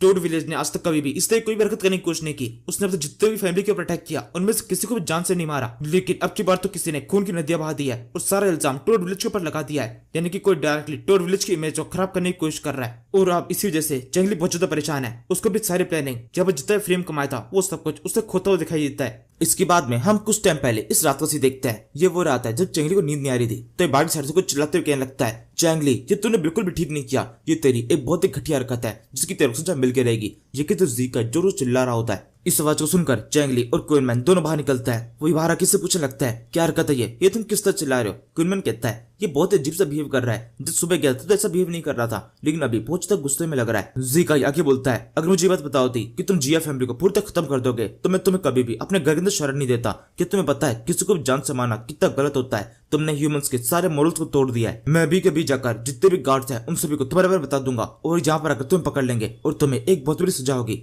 जिसको चंगली कहता है जाओ जाके से पकड़ो। ये सारा क्वीनमैन की तरफ है। इसके अगले सेकंड हम ज़िका का बंदा देखते हैं। ज़िका ने उसे पकड़ लिया है। फिर चंगली से एकदम आराम से पूछता है मुझे बताओ हुआ क्या है, एकदम शांति से समझाओ। ज़िका कहता है शांति से समझाऊं, तुमने इतना बड़ा कांड कर दिया और उसके तुम मुझसे एक्सपेक्ट कर रहे हो कि तो शांति समझाऊंगा। तुमने जिया फैमिली को पूरी तरह खत्म कर दिया और वहां पर तुम्हारा सिंबल ही बना हुआ है, इसलिए मुझसे झूठ मत बोलना। चिंगली कहता है वहां पर हमारा सिंबल बना हुआ है, इसका मतलब ये नहीं वो काम हमने किया है। और एक मिनट तुमने भी क्या कहा, किसने जिया फैमिली को मार दिया, उसके सभी लोग मारे गए। ज़िका बोलता है हाँ बिल्कुल मारे गए। अब ज्यादा भोले बने का नाटक मत करो, मुझे पता है ये कम तुमने ही किया है। वहां पर चारों तरफ खून ही खून फैला हुआ था, वहां के सभी लोग बुरी तरह से मारे गए। वो तो तुम्हारे साथ में पूरी तरह कॉम्प्रोमाइज करने के लिए तैयार थे, तुम्हारी सारी बातों को मान रहे थे, लेकिन इसके बावजूद भी तुमने ऐसा क्यों किया। उनको जान से मारने की जरूरत नहीं थी, वहां पर खून से तुम्हारा सिंबल ही बना हुआ था। तुमने न केवल जिया फैमिली को खत्म किया बल्कि लियो फैमिली के भी 37 लोग को मार दिया। उस फैमिली के अंदर कई सारे बच्चे थे, कई सारे बूढ़े थे, तुमने उनके ऊपर भी कोई दया नहीं दिखाई, उनको भी काट दिया। तुम सच में बहुत ज्यादा ब्रूटल हो। मैंने तुम्हारे पर दया दिखाई, तुम्हारे घर में रहने का मौका दिया और तुमने इस तरीके से यहाँ पर मारकाट मचा दी, लोगों को जान से मार दिया। ये ठीक नहीं किया। ये सब सुनते हुए सेंगजी बाहर आता है। वो भी इस टाइम बहुत घबराया होता है। वो क्या लगता है चीफ ये सब कुछ क्या हो गया, ये सारे इल्जाम हम पर क्यों लग रहा है। ज़िका आगे बोलता है एक मिनट तुम्हारे साथ में तो मिस लैन भी है, क्या तुमने उसके साथ भी कुछ कर दिया है, कहीं तुमने उसे जान से तो नहीं मार दिया। मैंने काफी लंबे टाइम से उसे देखा नहीं है। चिंगली कहता है नहीं नहीं उसके साथ हमने कुछ भी नहीं किया है, बल्कि हमने तो किसी के साथ भी कुछ नहीं किया है। जब से हम यहाँ पर आए तुम्हारे घर के अंदर चुपके बैठे हुए हैं, क्या तुमने कभी भी देखा हम घर से बाहर भी निकले हो। यकीन मानो इस सब के अंदर हमारा कुछ भी हाथ नहीं है। पिछले 3-4 दिनों के अंदर हमने केवल लोगों को थोड़ा बहुत सबक सिखाने की कोशिश की है, इसके अलावा हमने कुछ भी नहीं किया। क्वीनमैन बोलता है और वैसे भी ये ग्रुप्स जो दूसरी फैमिली के बारे में तुम बता रहे हो इसके अंदर बहुत सारे लोग हैं, हम भले इतने लोग कैसे मार सकते हैं। और जब हमने इतने सारे लोग को मारा होगा तो वो थोड़ा बहुत तो चिल्लाए होंगे, कोई ना कोई उनकी मदद के लिए आ जाता। यहाँ पर तुम देख सकते हो हम केवल कितने से लोग हैं, हम इतने से लोग इतने लोगों को कैसे मार सकते हैं, वो बिना शोर मचाए। क्वीनमैन की ये बात ज़िकाई को अच्छी तरह समझ में आने लगती है। वो आगे बोलता है मैंने सुना है तुम्हारे पास में बिजली गिराने की पावर है और इसके अलावा भी तुम हिप्नोसिस और इसके अपने आंखों से अपने जादू कर सकते हो। तुमने जरूर से उस सब का यूज किया होगा ताकि आवाज न निकले। उरिनी मैजिक का यूज करके तुमने उन सभी लोगों को केवल एक ही झटके में खत्म कर दिया। चिंगली कहता है क्या बकवास कर रहे हो तुम, मेरे पास ऐसा कुछ भी नहीं है। ज़िकाई बोलता है क्या तुम सच कह रहे हो, तुमने ऐसा कुछ नहीं किया। सिंजी बोलता है हाँ बिल्कुल हमारे चीफ ने कुछ भी नहीं किया है, इस बात को अपने दिमाग में बैठा लो और जिस किसी ने भी ये किया है और हमारे नाम को से बदनाम करने की कोशिश कर रहा है उसको सजा मिल जाएगी। चलो अब अंदर चलते हैं, यहाँ पर इस तरीके से हमारा बाहर होना बिल्कुल भी सेफ नहीं है। इसी के साथ में चैंगली सेंगजी और बाकी सब ये सब अंदर की तरफ आ जाते हैं। सुबह हो जाती है। चैंगली अभी भी काफी ज्यादा परेशान है, उसके साथ में उसके सारे लोग बैठे हुए हैं। उनसे पूछने लगता है तुम लोग क्या लगता है ये सब कुछ कैसे हुआ है। लिन कहता है मेरे केवल एक ही बंदे के ऊपर शक है, कैसा हो सकता है ये काम उसने किया हो। क्वीनमैन बोलता है हाँ तुम ठीक कह रहे हो, ये काम शायद से गुफी बाओ ने किया होगा हमारे नाम को और ज्यादा बिगाड़ने के लिए। सिंजी कहता है नहीं ऐसा बिल्कुल नहीं हो सकता, मेरे को विलेज के अंदर रहते हुए काफी लंबा टाइम हो चुका है, मैं गुफी बाओ और गुफी दोनों को अच्छी तरह जानता हूँ। वो दोनों किसी को भी लूट सकते हैं, उनको बुरी तरह से पीट सकते हैं, लेकिन जान से नहीं मार सकते। ऐसा बहुत कम हुआ है कि मैं ऐसी घटना सुनने को मिली हो कि उन्होंने किसी को जान से मार दिया हो। लिन कहता है लेकिन उसके अलावा और कौन हो सकता है जो कि टोड विलेज के नाम को पूरी तरह से बिगाड़ना चाहता हो और कुछ कैसे फायदा होगा। ज़ेंग कहता है ये काम हुआ तो है और मुझे ऐसा लगता है हमारे जितने भी ग्रुप्स है इनके अलावा भी कोई और ग्रुप है जो कि यहाँ पर एग्जिस्ट करता है और वो बहुत ज्यादा खतरनाक है। लियू भाई बोलता है हाँ शायद सब बिल्कुल ठीक कह रहे हैं, कोई प्रोफेशनल ग्रुप अगर यहाँ पर कोई माउंटेन बैंडिट उनके ग्रुप के ऊपर अटैक करता, उनकी फैमिली को मारने की कोशिश करता तो जरूर शोर मच जाता। इनफैक्ट अगर हम भी उनके ऊपर अटैक करेंगे तो शोर तो मचेगा ही, सब चल जाएगा कि उनकी फैमिली मरने वाली है और लोग उनको बचाने के लिए आएंगे। लेकिन हमारे पास में इस तरह कोई खबर नहीं आई कि किसी के ऊपर अटैक हुआ हो। यानी किसका मतलब ये ग्रुप बहुत ज्यादा प्रोफेशनल है, अपने काम को एकदम शांति से करना जानता है। चेंगली कहता है यानी इसका मतलब ये काम जिस किसी ने भी किया है हम उसके बारे में कुछ भी नहीं जानते हैं, लेकिन मुझे एक बात पता है कि जिस तरीके से हम इस सिटी से बाहर नहीं निकल सकते वैसे वो भी सिटी से बाहर नहीं निकल सकते हैं। वो भी हमारी तरह यहाँ पर ट्रैप हो चुका है और उन लोगों ने अपने इविल काम करने के लिए जिस तरीके से मेरे नाम का यूज किया है ये बिल्कुल भी ठीक नहीं है। मेरे नाम को बिगाड़ने की सजा उनको मिलकर रहेगी। ये ग्रुप जो कोई भी है ये पूरी तरह खत्म हो जाएगा। चेंगली के इतना कहने के बाद में अब तलाश शुरू हो चुकी है कि किसने ये काम किया है। यहाँ से हम एक रेस्टोरेंट का सीन देखते हैं जहाँ पर काफी सारे लोग हैं, जहाँ पर ये लोग लगातार चेंगली को गालियां बकरे होते हैं। इनमें से एक बंदा बोलता है मैंने चेंगली के बारे में कब से कहानी सुनी है कि जब वो 8 साल का था तभी उसने खुद से अपनी मदर को मार दिया था और जब वो 9 साल का था तब अपने फादर को भी मार दिया था। दूसरा बंदा बोलता है हाँ तो बिल्कुल ठीक कह रहे हो, मैंने तो ये अफवाह भी सुनी है वो इंसानों को मार के खाता है, इंसानों को मारता है और वहीं वहीं कच्चा उन्हें खाना शुरू कर देता है। वो एक नरभक्षी है, जानवर है वो एक, या फिर शायद से हमें उसे एक जानवर से बढ़कर एक राक्षस बोलना चाहिए। और इस तरह के राक्षस कई हजारों सालों में एक बार पैदा होते हैं जिनका नरसंहार बाहर होना बहुत ज्यादा जरूरी है। इनको किसी को मारना पड़ेगा, इनका वध करना चाहिए। जब ये लोग इस तरीके से जंगली और बातें कर रहे होते हैं, जंगली स्नैपर सामने तो बैठा होता है, इसने अपना चेहरा छुपा रखा है और उसको काफी ज्यादा गुस्सा भी आ रहा है। लोग बहुत बुरी बुरी बातें कर रहे हैं। कोई ये भी कह रहा है कि अगर कोई उसके पास में आए और अगर किस तरीके से उसको जान से मारने में कामयाब हो जाए तो मैं तो बहुत ज्यादा खुश होऊंगा। मैं तो ये भी चाहूंगा उसकी बॉडी की काफी सारे टुकड़े टुकड़े कर किसी कुत्ते को जिंदा खिला दिया जाए। उसकी बॉडी को जलाने का या फिर दफनाने का मौका नहीं देना चाहिए। उसे किसी भी तरीके से मोक्ष नहीं मिलना चाहिए। दूसरा बंदा बोलता है उसको वैसे मोक्ष हो रहा तो कुछ मिलने वाला नहीं है, क्योंकि मोक्ष मिलने के लिए किसी का इंसान होना बहुत जरूरी है। लेकिन वो तो एक राक्षस है जिसके काम इतने ब्रूटल है। जब भी उसकी मौत होगी तब नरक से बुरी कोई जगह होगी तो वहां पर जाएगा सीधे। इसी तरीके से जंगली लगातार अपने इंसल्ट को सुन रहा होता है। यहाँ से हम मेन मार्केट सीन देखते हैं जहाँ पर जैंग और सेंग जी है और इसके अलावा और भी काफी सारे लोग हैं। ये सामने की तरफ एक घर की तरफ देख रहे हैं जहाँ पर एक लेडी है जो कि लगातार रो रही है। उसे रोते हुए देखकर सोचने लगता है ये तो जैंग फैमिली से बिलोंग करते हैं। और कुछ टाइम पहले जैंग फैमिली के ऊपर भी माउंटेन बैंडिट्स का एक छोटा सा अटैक हुआ था। उन्होंने केवल उनको थोड़ा सा पीट के छोड़ दिया था, बल्कि ज्यादा नुकसान पहुंचाया भी नहीं था। और अब मुझे ऐसा लगता है जिस तरीके से जिया फैमिली में छोटा सा अटैक हुआ फिर वो पूरी तरह खत्म हो गई, लियू फैमिली में छोटा सा अटैक हुआ फिर वो पूरी तरह खत्म हो गई, अब अगला नंबर जैंग फैमिली का होगा। शायद से इसी वजह से लेडी रो रही है। इसके बाद हम इस लेडी को देखते हैं जो कि सच में रो रही होती है। वो आखिर पहुंचते हुए कहने लगती है क्या कोई यहाँ पर है, कोई इतना नौजवान, इतना बहादुर, इतना ताकतवर कि उस बंदे को प्रोटेक्ट करके उसे खत्म कर सके। अगर जो कोई भी जंगली को मार देगा तो उसके बदले में मैं उसे अपनी बॉडी दूंगी और इसके अलावा उसे जैंग फैमिली से जो कुछ भी इनाम चाहिए होगा वो उसे मिल जाएगा। बस किसी भी तरीके से जंगली को खत्म कर दो, उसको जान से मार दो। मैं चाहती हूँ वो मारा जाए। इसके बाद हम देखते हैं इस लेडी के साथ में दो और लड़कियां और है जो कि इस टाइम पर हंस रही है। ये रो नहीं रही, ये हंसते हुए बोलती है अगर कोई भी उसको जान से मार देगा तो हम भी उसे अपनी तरफ से गिफ्ट देंगे। असल में हमारे पास में एक जाडे स्प्रिंग हाउस है जिसके अंदर हम खुद से सर्विस देते हैं। अगर कोई भी उसको जान से मार देता है तो इसके बदले में उसे जाडे स्प्रिंग हाउस के अंदर फ्री में लाइफ टाइम सर्विस मिलेगी। जेंग जी को दोनों रिवॉर्ड काफी शानदार लग रहे होता है, जिससे एक सेकंड के लिए उसका ईमान डोल जाता है। वो जेंग से बोलता है इतना अच्छा इनाम तो किसी राजा का किंग भी नहीं दे सकता। मतलब जो राजाओं का राजा होता है उसके सबक में भी ये कुछ भी नहीं है। मतलब अगर मुझे किसी राजा की गद्दी मिल जाए तो भी मेरे को ये रिवॉर्ड ज्यादा पसंद आएगा। कैसा रहेगा हम उनको प्रोटेक्ट करके उनको कब्जा लें, अगर ये रिवॉर्ड हमें मिल जाए तो हमारी लाइफ बन जाए। जेंग भी कुछ ऐसा सोच रहा होता है, लेकिन ये केवल एक मजाक की बात है। इसी समय एक और घटना सामने आती है। पता चलता है पास की साइड में एक गेट के ऊपर जोर से अटैक हुआ था। काफी सारे बैंडिट्स अंदर की तरफ घुसे और नासर जितने भी लोग दिखाई दिए उन सभी को जान से मार दिया। वो सारे बैंडिट्स घोड़ों पे आए थे, काफी सारे थे, किसी को भी एक सिंगल संभलने का मौका नहीं मिला। इससे पहले को संभल पाते उनके पास बड़ी बड़ी एक्स थी, उन्होंने उनकी मदद से लोगों को काट दिया। और अब केवल चारों तरफ खून का है, वहां पे चारों तरफ शांति छाई हो चुकी है। लेकिन काफी सारे लोग वहां पर इकट्ठा हुए हैं। वो कोलाहल मचा रहे हैं कि किसने इतने सारे लोगों को मारा है और सबके सब इल्जाम लगा रहे हैं कि ये काम भी टोर विलेज का लीडर चैंग ली का है। इस बार तो लोगों ने अपने सामने यह हरकत करते हुए देखा है। वो चिल्लाते हुए लगता है चैंग ली ने तो अब की बार हद ही कर दी। अब तक तो केवल रात में अटैक कर रहा था, लेकिन तो दिन दहाड़े लोगों पर अटैक करके उसे जान से मारने की कोशिश कर रहा है। इसकी तो बहुत ज्यादा घटिया हरकत है। इसी समय हम देखते हैं चैंग ली भी अब मौजूद है और उसने यहाँ पर जो भी कांड हुआ है उसको एंड तक देखा है। मतलब उसने केवल एंड देखा है जब ये सारे लोग यहाँ से भाग रहे थे। और चैंग ली देखे कहने लगता है ये बिल्कुल भी ठीक नहीं हुआ। जिस ग्रुप को शायद से भी हमने देखा ये वही ग्रुप है जिसे जिया फैमिली को खत्म किया था और हमारे नाम को पूरी तरह बिगाड़ने की कोशिश की थी। तुमने देखा उनके लीडर के हाथ में एक बड़ी सी एक्स थी। वो एक्स थी जो कि मेरी है। वो इस फाइट के अंदर मेरी एक्स का यूज कर रहा है। इसी समय उस बंदे की यहाँ पर एंट्री होती है जिसका हम काफी लंबे टाइम से इंतजार कर रहे थे। मतलब लुहैंग की। लुहैंग एक बहुत बड़ी सेना के साथ इस जगह पहुंच जाता है और इस टाइम पर ही बहुत ज्यादा गुस्से में और साथ में सीरियस भी। लोग जैसे लुहैंग को देखते हैं उनसे भी कितना उम्मीद जागती है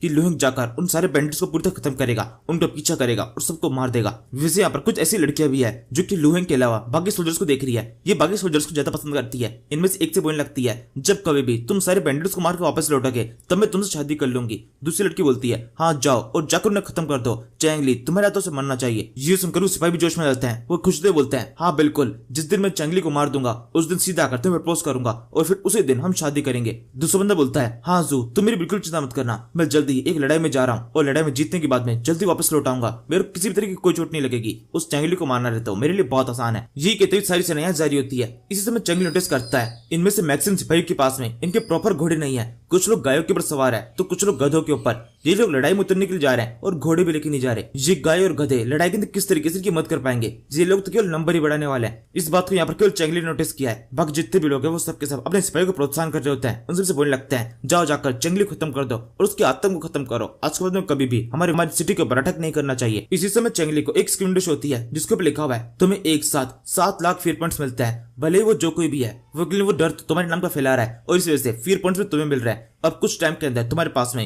1 मिलियन फ्री पॉइंट्स हो जाएंगे, जिसके बाद में एक तुम टॉप क्वालिटी के कमांडर को समन कर पाओगे। चेंगली सिस्टम विंडो की इस बात को सुनता है, लेकिन बिल्कुल भी खुश नहीं होता। उसे ये खुशी की बात नहीं है, उसको किसी और के नाम की फ्री पॉइंट्स मिल रहा है और कोई और उसके नाम से लोगों को मारता जा रहा है। वो कब से गुस्से में जी भाई उससे बोलता है हमें क्या करना चाहिए, हम यहाँ पर रुके या फिर यहाँ से चले। चेंगली कहता है मैं जानता हूँ मुझे भी क्या करना है, मुझे किसी भी तरीके से अपनी एक्स, अपने घोड़े, अपना सम्मान सब कुछ वापस चाहिए। मैं किसी भी तरीके से ऐसे वैसे किसी भी एरे गहरे को अपना सम्मान अपन से चुराने नहीं दूंगा, मुझे सब कुछ चाहिए जो कि मेरा है। लियू भाई कहता है आपका मतलब क्या है? चेंगली कहता है इसका मतलब यह है अब नकाब के पीछे छुपने का टाइम खत्म हो चुका है, अब टाइम है खुद से सर उठा के सामने आने का, सबको बताने का कि असली चेंगली कौन है। ये कहते चेंगली अपनी टोपी जिससे अपना सर छुपा रखा होता है उसको साइड में फेंक देता है और फिर आगे तो बढ़ने लगता है। इसके बाद में हम ब्लैक रॉक सिटी के बाहर से देखते हैं, जहाँ पर हमें सेनाओं के 2 ग्रुप दिखाई देते हैं। एक ग्रुप बहुत बड़ा है जो कि ब्लैक रॉक सिटी का है और दूसरा ग्रुप छोटा है जो कि बारबेरियन ग्रुप का, और इन्हीं के लीडर के पास में चेंगली की एक्स है। इसके साथ वाला बंदा इससे पूछने लगता है वैसे आपको क्या लगता है हमारी सेना को यहाँ पहुंचने में और कितना टाइम लगेगा?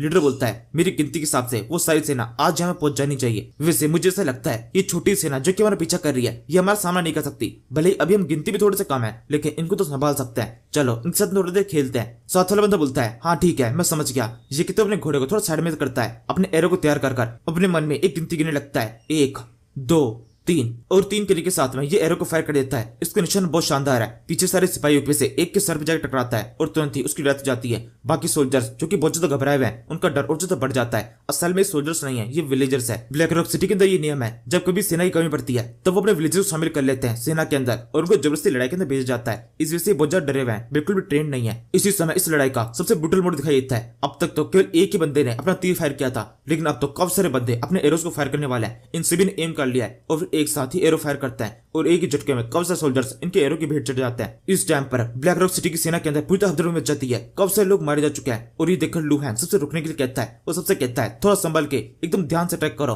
वो लोग एरो से अटैक कर रहे हैं, हम उनके पास में जाने में अपने काफी सारे सिपाहियों खो सकते हैं। ये कहते हुए लू हैंग खुद भी कब ज्यादा घबराया होता है, वो सोचने लगता है कि सच में ये चेंगली है, मैंने पहले भी इससे फाइट की है। उस टाइम पर इसके लड़ाई का अंदाजा बिल्कुल भी इस तरीके से नहीं था, वो बिल्कुल अलग तरह से लड़ाई करते थे, डिफेंसिव फाइट थी वो अपने सोल्जर्स के ऊपर किसी खतरा नहीं ले सकते थे। लेकिन यहाँ पर तो एकदम उल्टा ही हो रहा है, ये तो बहुत ही अलग तरीके से फाइट कर रहे हैं। पहले फाइट इतनी खतरनाक नहीं थी, उन्होंने तब भी एरोज ही फायर किए थे, लेकिन फिर भी ये काफी अलग है। इनको देख ऐसा लग रहा है ये जरूर से रिंगिंग डायनेस्टी से बिलोंग करता है, इनकी लड़ाई का स्टाइल तो कुछ ऐसा ही है। इसी समय ये लड़ाई का रुख दोबारा से बदलता है। अब तक तो सारे बैंडिट्स यहाँ से भागने की कोशिश कर रहे थे, लेकिन एकदम से ये लोग अपनी दिशा को बदलते हैं। अब दोनों सेनाएं आमने सामने हो चुकी है। बारबेरियन ग्रुप सीधे ब्लैक रॉक सिटी के ऊपर अटैक करने के लिए आगे बढ़ रहा है। दोनों सेना एक दूसरे बढ़ रही होती है। इनका लीडर अपने साथियों से बोलने लगता है, बारबेरियन ग्रुप तैयार हो जाओ, ब्लैक रॉक सिटी की सेना हमारे सामने खड़ी हुई है, इस सारी सेना के ऊपर अटैक करके हम इसे पूरी तरह खत्म कर देंगे। आज की इस लड़ाई के अंदर हमारी जीत होगी, चलो इनके साथ में खेलते हैं। तभी लीडर के साथ वाला बंदा बोलता है, मुझे ऐसा लगता है हमें पूरी सेना को अटैक करने के लिए भेजने की जरूरत नहीं है, मैं अकेला जाता हूँ और उनसे भी खत्म कर देता हूँ। ये कितने बंदा बहुत ज्यादा कॉन्फिडेंट होता है। इसके हाथ में एक स्पीयर है, क्वीन मैन का स्पीयर। जब लीडर और उसके साथी बंदे की जो सारी बातें चल रही होती है, इस टाइम पर लुहेंग भी समझ जाता है 1v1 फाइट कराना ज्यादा बेहतर होगा। वो अपने साथी से बोलने लगता है, क्या कोई है जो किसी फाइट करना चाहता हो, अगर किसी के अंदर भी इससे फाइट करने की हिम्मत है, ताकत है, तो वो आगे बढ़े और इससे फाइट करे। यहाँ पर अपनी सेना में लुहेंग की काफी ज्यादा रिस्पेक्ट है। उसके एक बार बुलाने के साथ में एक सिपाही तुरंत आगे बढ़ जाता है। इसके पास में स्पीयर है, आगे बढ़ते बोलता है, आपके लिए मैं अपनी जान देने के लिए तैयार हूँ, लेकिन आज मैं अपनी जान नहीं दूंगा बल्कि इसको जान से मार दूंगा। ये कहते हुए अब ये भी अकेला अपने घोड़े के साथ में आगे बढ़ता है। इसके साथ के बाकी सिपाही उसको सपोर्ट करने लगता है। वो उससे कहता है, हाँ जाओ आगे बढ़ो, मास्टर ज़ैंग जाके उसे खत्म कर दो, उसे बता दो कि ब्लैक रॉक सिटी के लोगों के अंदर कितनी ज्यादा पावर होती है और कोई बैंडिट इस तरीके से हमसे फाइट नहीं कर सकता है। इसी के साथ में अब इस बैंडिट और इस सोल्जर के बीच फाइट हो जाती है। दोनों एक दूसरे को अटैक करते हैं। पहला अटैक बैंडिट की तरफ से होता है। इस फाइट के अंदर दोनों शानदार तरीके से पावर्स को दिखाते हैं। दोनों ने अपने स्पीयर की मदद से एक दूसरे के अटैक को ब्लॉक कर लिया है, लेकिन अब अटैक को थोड़ा स्किल तरीके से करने का वक्त आ चुका है। सोल्जर तेजी से एक सही मौका पाकर डायरेक्टली इस बैंडिट के सर पर अटैक करने की कोशिश करता है, लेकिन बैंडिट के अंदर स्किल्स की कोई कमी नहीं है। वो तुरंत ही अपने घोड़े की मदद साइड में हो जाता है। वो भी घोड़े के ऊपर लटका हुआ है और उसने इसी तरीके से अटैक को डॉच कर लिया है। और फिर जैसे सोल्जर अपने घोड़े की मदद से थोड़ा सा और आगे निकलता है, इसी समय बैंडिट को मौका मिल जाता है अटैक करने का। वो तुरंत ही अपने स्पीयर को इसकी पीठ में घुसा देता है और पेट से आर पार कर देता है। इसी के साथ ही ये फाइटिंग खत्म हो जाती है। चारों तरफ खून फैल चुका है। बैंडिट की फाइट में जीत होती है और इसी के साथ ब्लैक रॉक सिटी के जितने भी सोल्जर्स होते हैं उनका मोरल और भी ज्यादा नीचे गिर जाता है, क्योंकि जो सोल्जर अभी आगे फाइट करने के लिए गया था वो एक एलिट सोल्जर था और वो इतनी सनी से मारा गया। ये बात बाकी सोल्जर्स को बहुत डरा देती है। वहीं दूसरे भी बैंडिट अपना नाच करना शुरू करता है। वो सबसे बोलता है, देखा देखी मेरी पावर, तो यही था तुम्हारा सबसे ताकतवर सोल्जर जो कि मेरे हाथों से इतनी आसानी से मारा गया। जल्दी से आगे बढ़ो, अभी तो मेरा एक खेल खत्म नहीं हुआ है। जो कोई भी और मुझसे फाइट करना चाहता हो मुझसे फाइट कर सकता है, मैं तुमसे लड़ने के लिए तैयार हूँ। इस सीरीज का ये एपिसोड खत्म होता है। Thank you for watching. तू मेरा बेटी तू है, अपरी बेटी तू है। समंदर सी दुनिया, भावना में बह गया मैं।